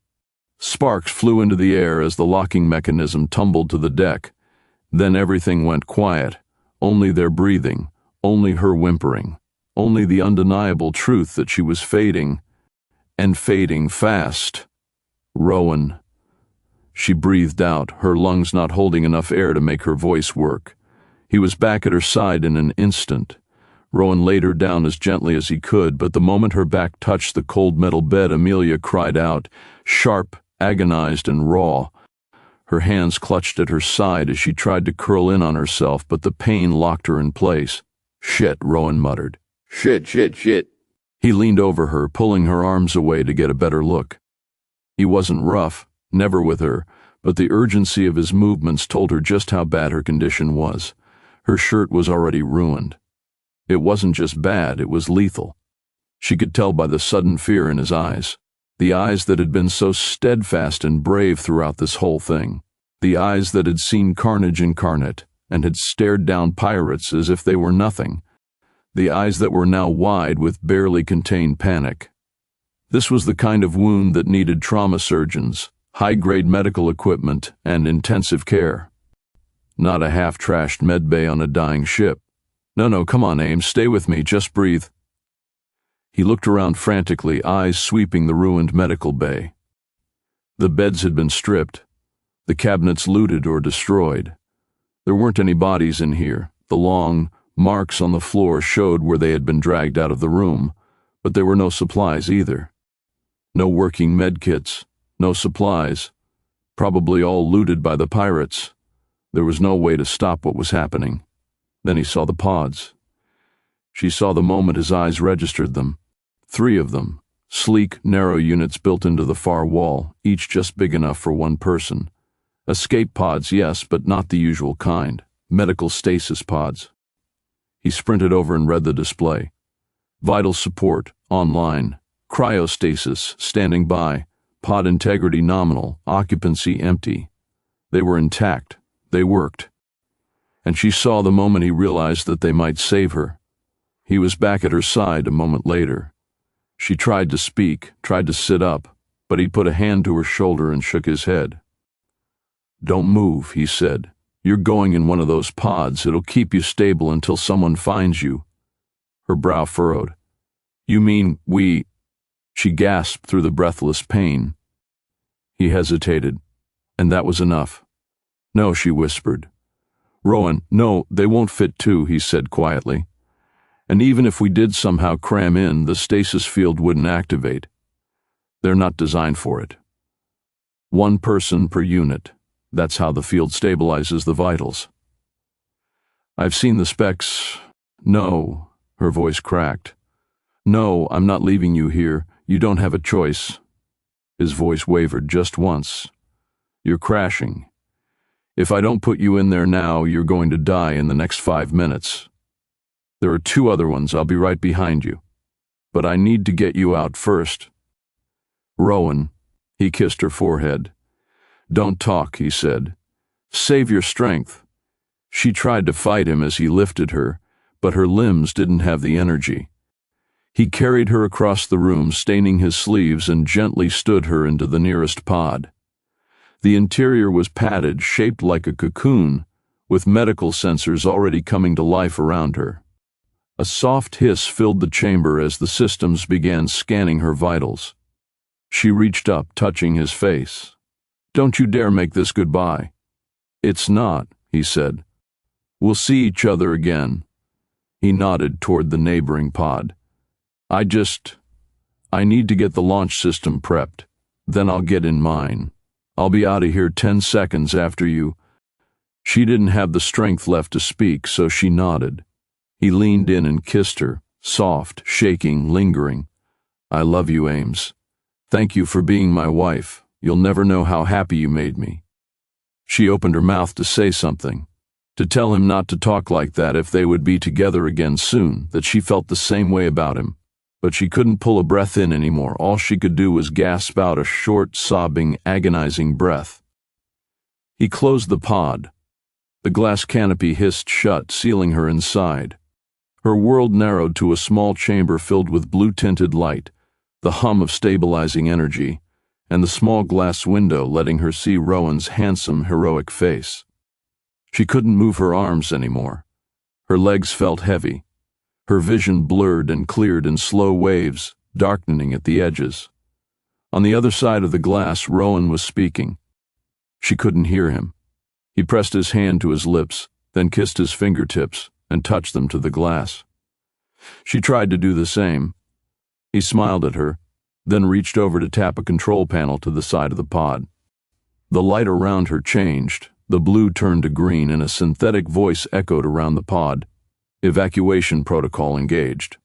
Launching in, with a soft jolt, the pod detached from the wall, sliding backward along a magnetic track toward the launch tube. Amelia felt her body jolt slightly as the tube sealed behind her. A countdown appeared on the canopy glass. 3, 2, 1. The stars exploded into view. The pod shot backward, ejected from the belly of the Limerick like a bullet. Inertia should have had her pressed against the small window, but the gel that was quickly filling the pod held her in place. Her eyes, blurred as they were, focused through the viewport. The Limerick. God, it was huge. A city in space, miles long. A floating colony. And she was leaving it behind.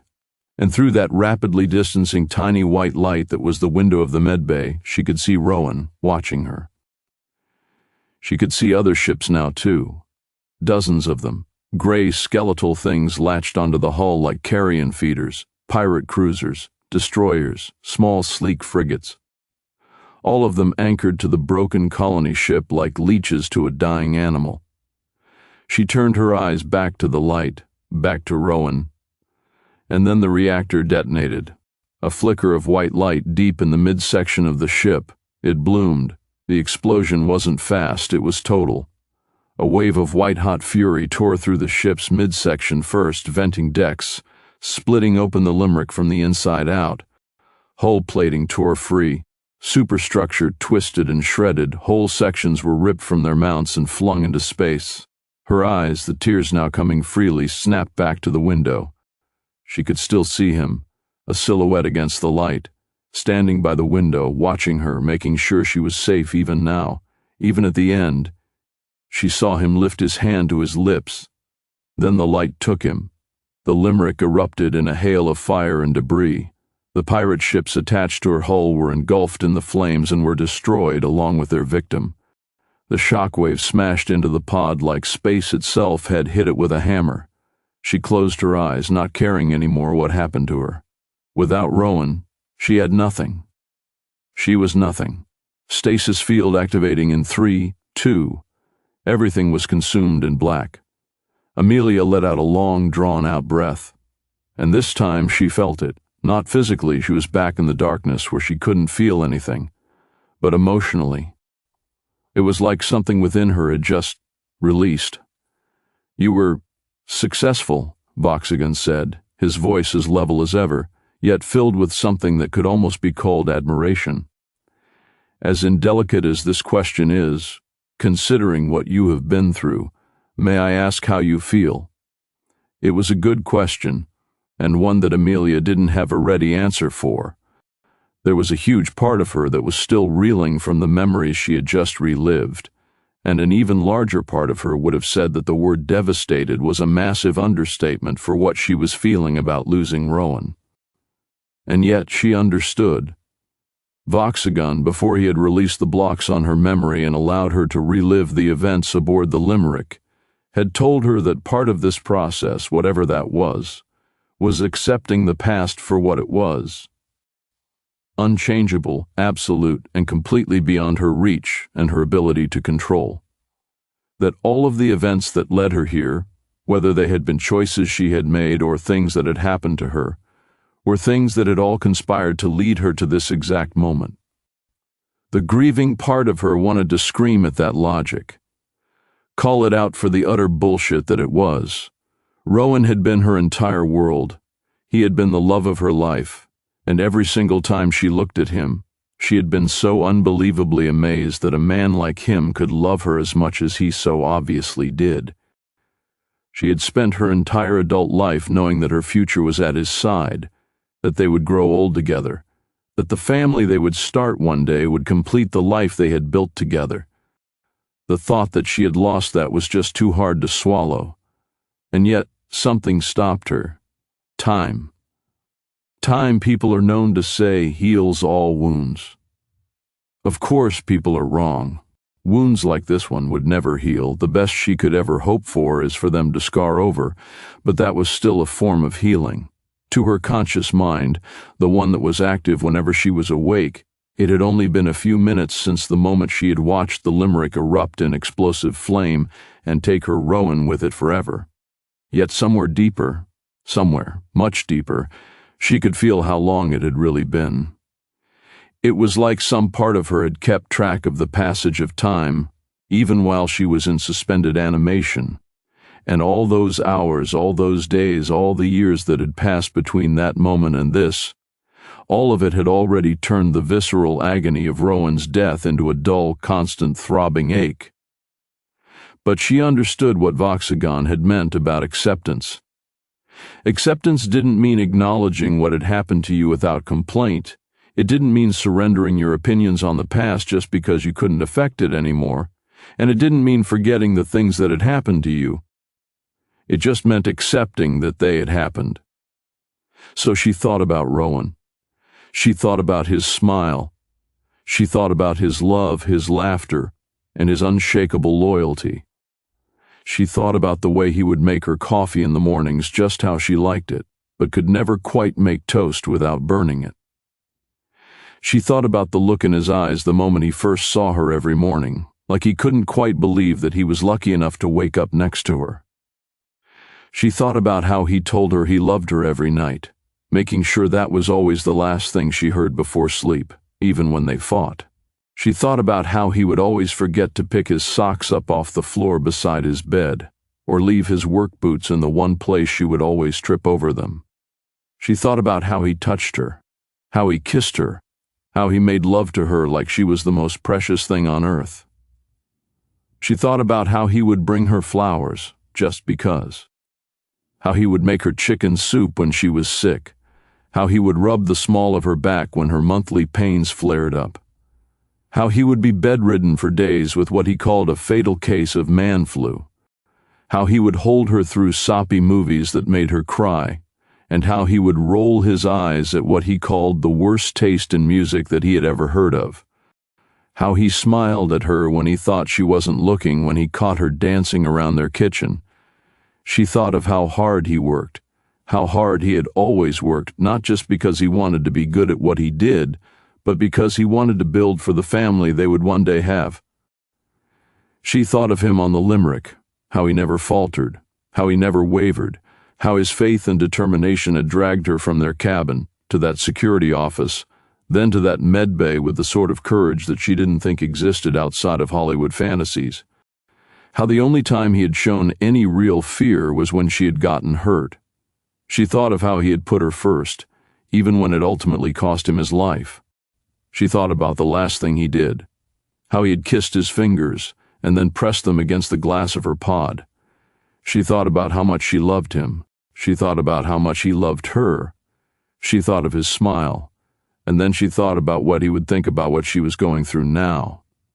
She thought about how much he had sacrificed for her to live. She thought how grossly unfair it was that he wasn't with her too, but also how much of a betrayal it would be to him and to his memory if she didn't do everything she could to survive now. To her, none of this was new. Not a single one of these thoughts hit her like a bolt from the blue. There was no sudden epiphany. She just knew, and so she accepted. Rowan was a man who she loved more than almost anything, but not more than the marrow-deep need she now felt to honor the person he was. If she couldn't have him with her to love, then she would love his memory with every shred of her being for as long as she had left to do it. There wasn't a single other man out there, not now, not ever, who would mean as much to her as he had. His death was a travesty, a crime of the most abhorrent kind, just like all the other innocent deaths on the Limerick. But he was gone, and her giving up now, after everything he had given for her to live, would be the greatest insult to his memory that she could imagine. So she accepted. She accepted his death. She accepted the cruelty of it. She accepted the unfairness of it. She accepted the fact that no matter how long she lived for, no matter what joy she may one day find, there would always be a hole in the deepest, most fundamental parts of her soul where he should have been.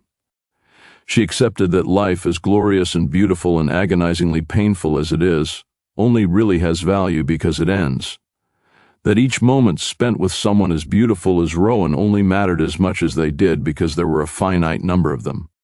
That scarcity dictates value, and nothing was as scarce as the love of a man who would literally die for you, and the memories she now had of a life with the man of her dreams would be the only memories she would ever get to make with him.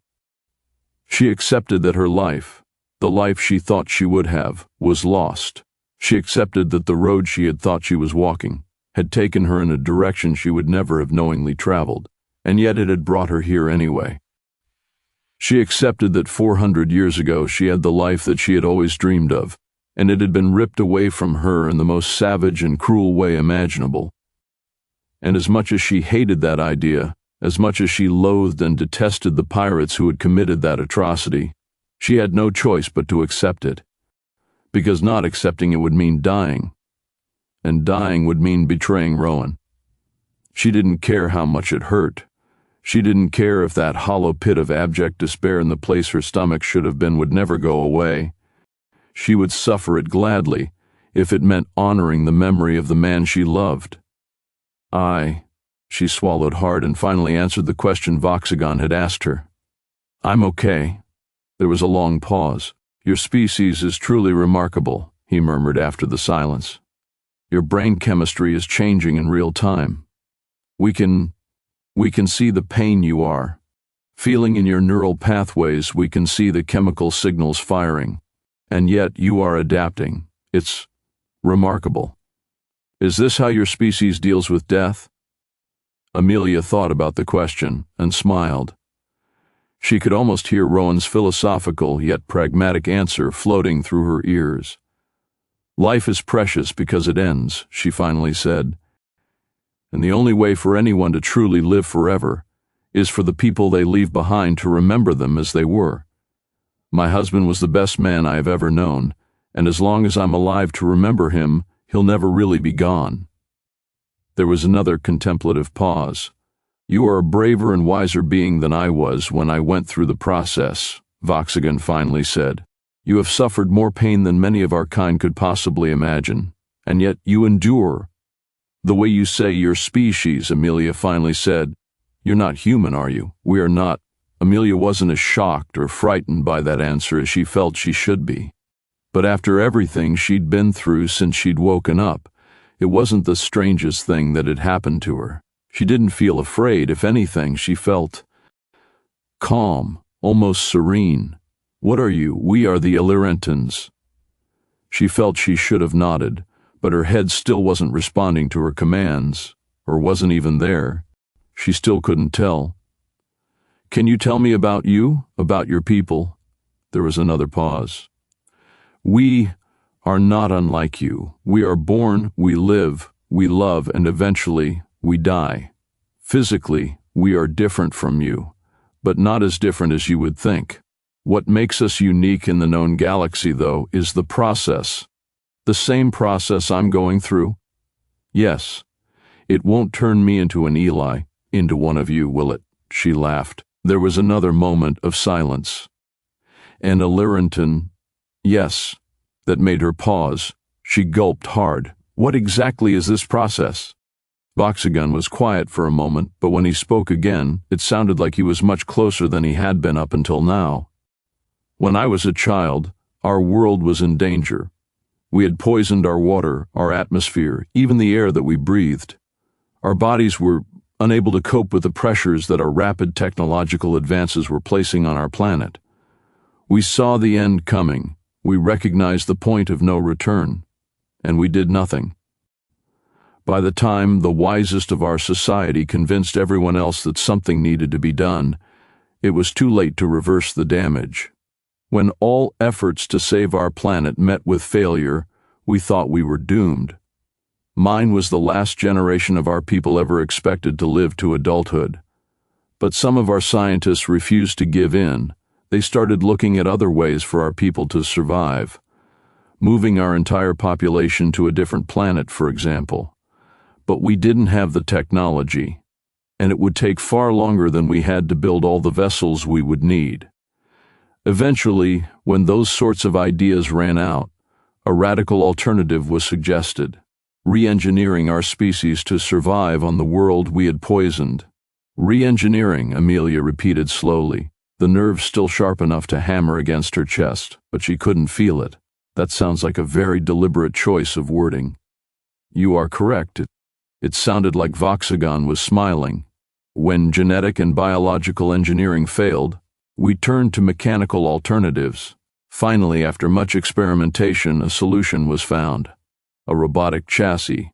capable of surviving almost any environment, including the one we had created for ourselves on our homeworld that would be able to support and sustain the biological organs that make us who we are. Before the change, we were, biologically speaking, remarkably similar to humans. We have a brain, a nervous system, a requirement for oxygenated blood, and fuel to keep it all functioning, food. With those criteria satisfied, and relevant protections made against viral and pathological illnesses, we discovered that our primary organs could survive for prolonged periods almost anywhere. I was one of the first adults to go through the process. My brain, the upper part of my spinal column, and part of my nervous system was separated from my biological body and transplanted into a new one.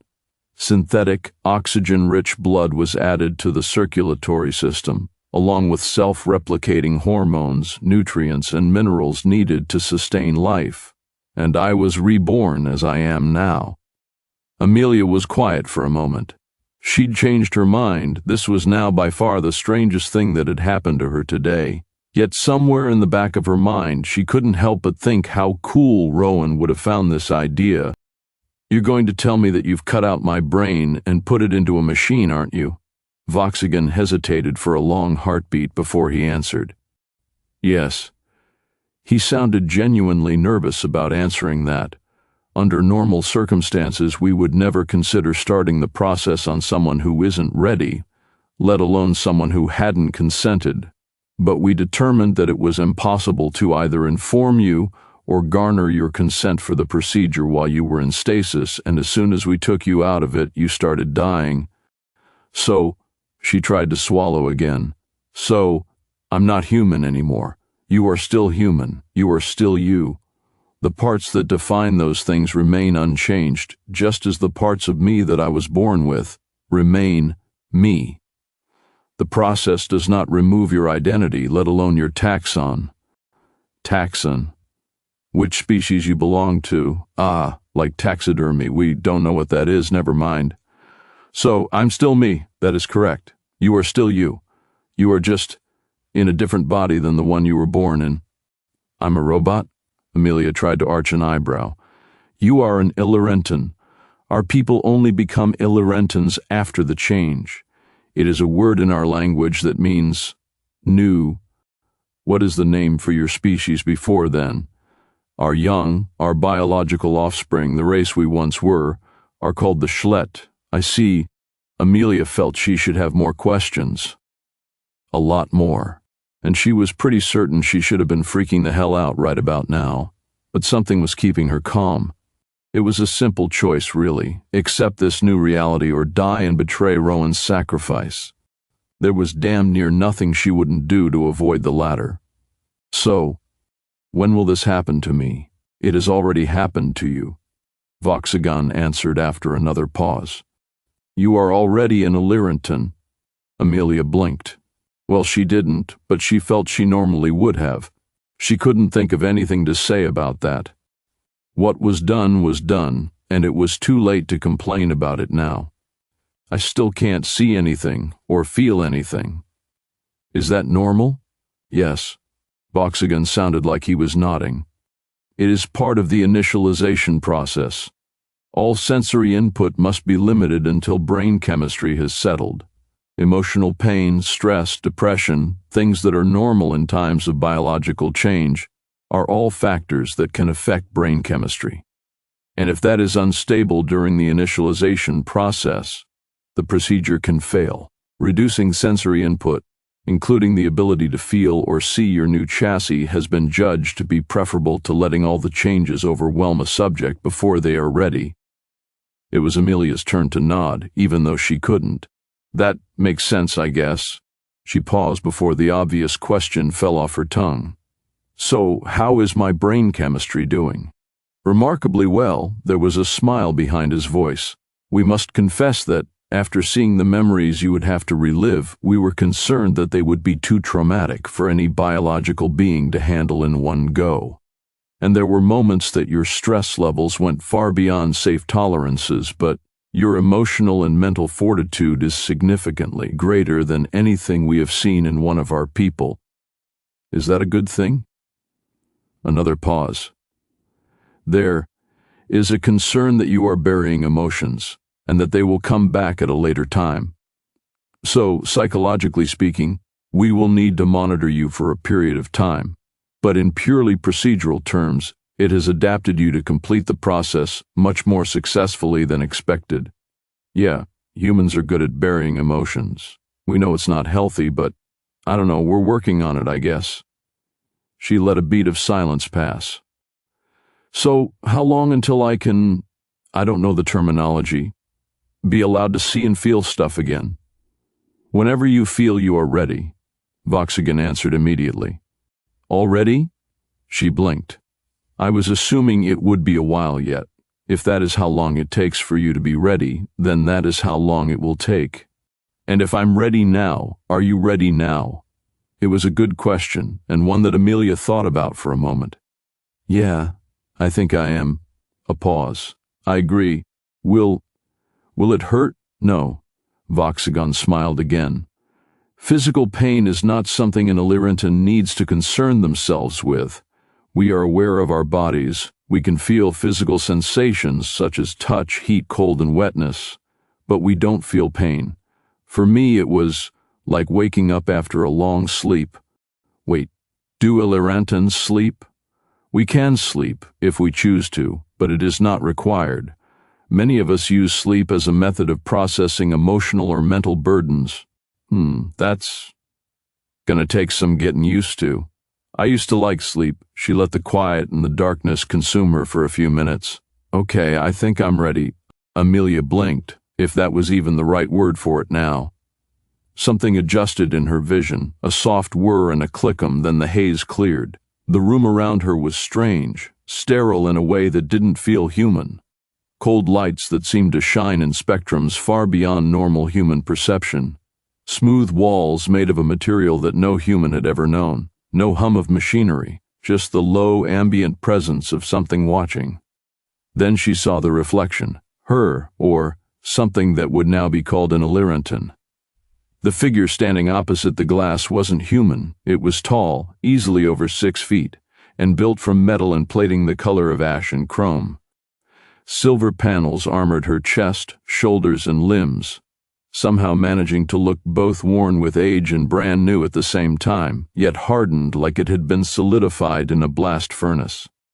Gunmetal bone-like struts showed beneath the armor, reinforced joints, partially exposed pistons, cables snaking down from the torso like black veins before disappearing back beneath the plates. Its hands were wrong, or at least utterly different. Too angular, too perfect, more tool than touch. She took a step forward, so did it. Her breath caught, except she didn't breathe anymore. The figure in the glass turned its head with a smooth mechanical motion, revealing a face, or what passed for one. There were no eyes, no mouth, no trace of humanity left to anchor her reflection.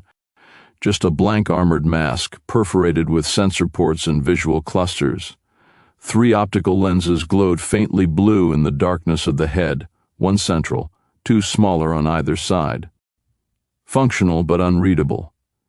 She stared at it, frozen, not in fear, but in intrigue. There was something stamped across the chest plate, a symbol, triangular, sharp-edged, and unfamiliar, 3 of them intersecting each other at one of their corners. There were more markings on the arms and legs, patterns and glyphs that had been etched onto her new skin. She didn't know what they meant, yet, but she found them to be beautiful in a geometric kind of way. She understood what Voxigan meant now. She wasn't human anymore. And yet she wasn't something different either. She was still herself, just in a new shell. She reached her hand up in front of her face, turned it around, flexed her fingers, and then touched herself. She felt it, pressure where pressure was supposed to be felt. It didn't feel a world away from how she had always felt her own body. It was just a little muted.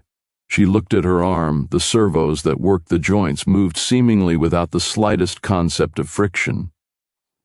They were completely silent, and yet she could feel the power within them. These were joints that could handle many dozens of multiples the equivalent of human lifting strength. Her stomach churned, except that wasn't right either. There was no churning, no stomach, just memory. Muscle memory without the muscle, emotion without the body to carry it. That was what made her stomach turn, not fear or revulsion at what she was now, but a recognition of the jarring difference from what she used to be. And yet, it was her. Amelia, still alive, 400 years, and God only knew how many miles away from home. Alive, made new, an Illeranton. Her life was gone. Rowan was gone. The future she thought she would have was gone. The Limerick, the promise of a life on New Emerald, the Amelia who had been put into that life pod, it was all gone. This is what was left. Rowan would have found this awesome. So, she murmured, "This is me now." "It is," Voxagon replied. But his voice wasn't a disembodied sound that came from everywhere anymore. It was a real voice, and it seemed to be coming from right behind her. She spun around, finding him only a few feet away. At first glance, he looked exactly like she did, but the more she studied him, the more differences she noticed. First, he was a little taller than she was, 1.7 centimeters taller to be exact, although how she knew that just by looking at him she couldn't begin to guess. Secondly, the markings and the glyphs that covered his metallic body were different from hers. Subtly so, but definitely different. He inclined his head in a bow. She turned back to look at her reflection. "I can live with this." She ran her hand over the dome of her head. "What happened to my body? My real one? Biological one? The one I was before this?" Voxagon smiled. He didn't have a mouth that could curl, he didn't have teeth to show, and yet, just by looking at him, she could tell. Our original bodies are ours. They are sacred to us, a reminder of who we were and how we have grown. Would you like to see yours?" "Oh wow," she blinked. "Without eyes, that is going to be weird." "But, yeah, actually, I think I would. Please follow me." Voxagon immediately turned and walked toward an opening portal in the wall. It could almost be called a door, but it seemed to turn to a fluid and flow upward into the recess, rather than just open. She eyed it curiously, and then followed Voxagon through. A few minutes later, after passing a couple more Illerantons in the sterile white corridor, each of them offering a respectful nod but saying nothing, she found herself looking at herself. Amelia Warren, the one that Rowan had loved, was a beautiful woman. There was no denying that. She had never felt smug or arrogant about it. Pride about the symmetrical features of your face never made sense to her. She would much rather be proud of her achievements, or at least her character, than just the genetic traits she'd inherited from her parents. But looking at her now, she, or her body, at least, seemed almost peaceful. She was still wearing the clothes she'd had on for her last meal on the Limerick, an emerald green top and jeans. However, it was hard to miss the damage that had ended her life. The rest of her, though, just looked like she was sleeping. Pale, but she'd always been fair, restful, peaceful even, lying in a glass case with her hands folded respectfully over her chest. Even her hair had been done. How the Illerantons had known how to do that was beyond her. In fact, now that she thought about it, her biological body had undergone some pretty major surgery to remove her brain and spinal column from it, and yet there didn't seem to be an obvious mark of it on her. She tilted her head. As much as that body meant to her, and there really was a profound emotional attachment there, she recognized it as what it was, a shell, a biological version of the new one she was now inhabiting. And yet, this was the shell that she had been born in, the one she had been wearing as she grew up, the one that Rowan had fallen in love with, the one he had touched, the one he had kissed, the one he had saved. It only took a few minutes of thought for her to realize that it was the shell's connection to Rowan and her memories of her old life that gave it meaning. If she took those away, and arguably she was taking all of those memories with her, then all this was, was just a collection of biological parts that had been damaged beyond repair. That was an odd thought. She stared at herself, letting the memories wash through her mind for exactly 1 minute and 14 seconds before she turned back to Voxagon. "So, do I stay with you guys now?" "If you wish," Voxagon nodded. "If I wish, what does that mean? Is there another option? Not that I wouldn't want to stay or anything." Voxagon inclined his head again with another smile. "In the time since you were in that pod, humanity has undergone a profound shift. The United Earth government that you knew has been replaced with a political entity that calls itself the Imperium. We have limited information about the change and what caused it, but, for now, it is suffice to say that the Imperium is much more aggressive than the society you lived in. Tyrannical, expansionist, xenophobic, warlike. We have been trying to establish diplomatic relations with Earth for several decades, but with very little success, and we fear that it is only a matter of time before this devolves into open hostilities." Amelia blinked, sort of, again. "I feel like I'm going to need a lot more information about that, and I don't understand what that has to do with me." Voxagon paused like he was considering his next words carefully. "Several months ago, we learned of a new political movement within human society. They call themselves the Rebellion, and they are openly resisting the Imperium's more antagonistic nature.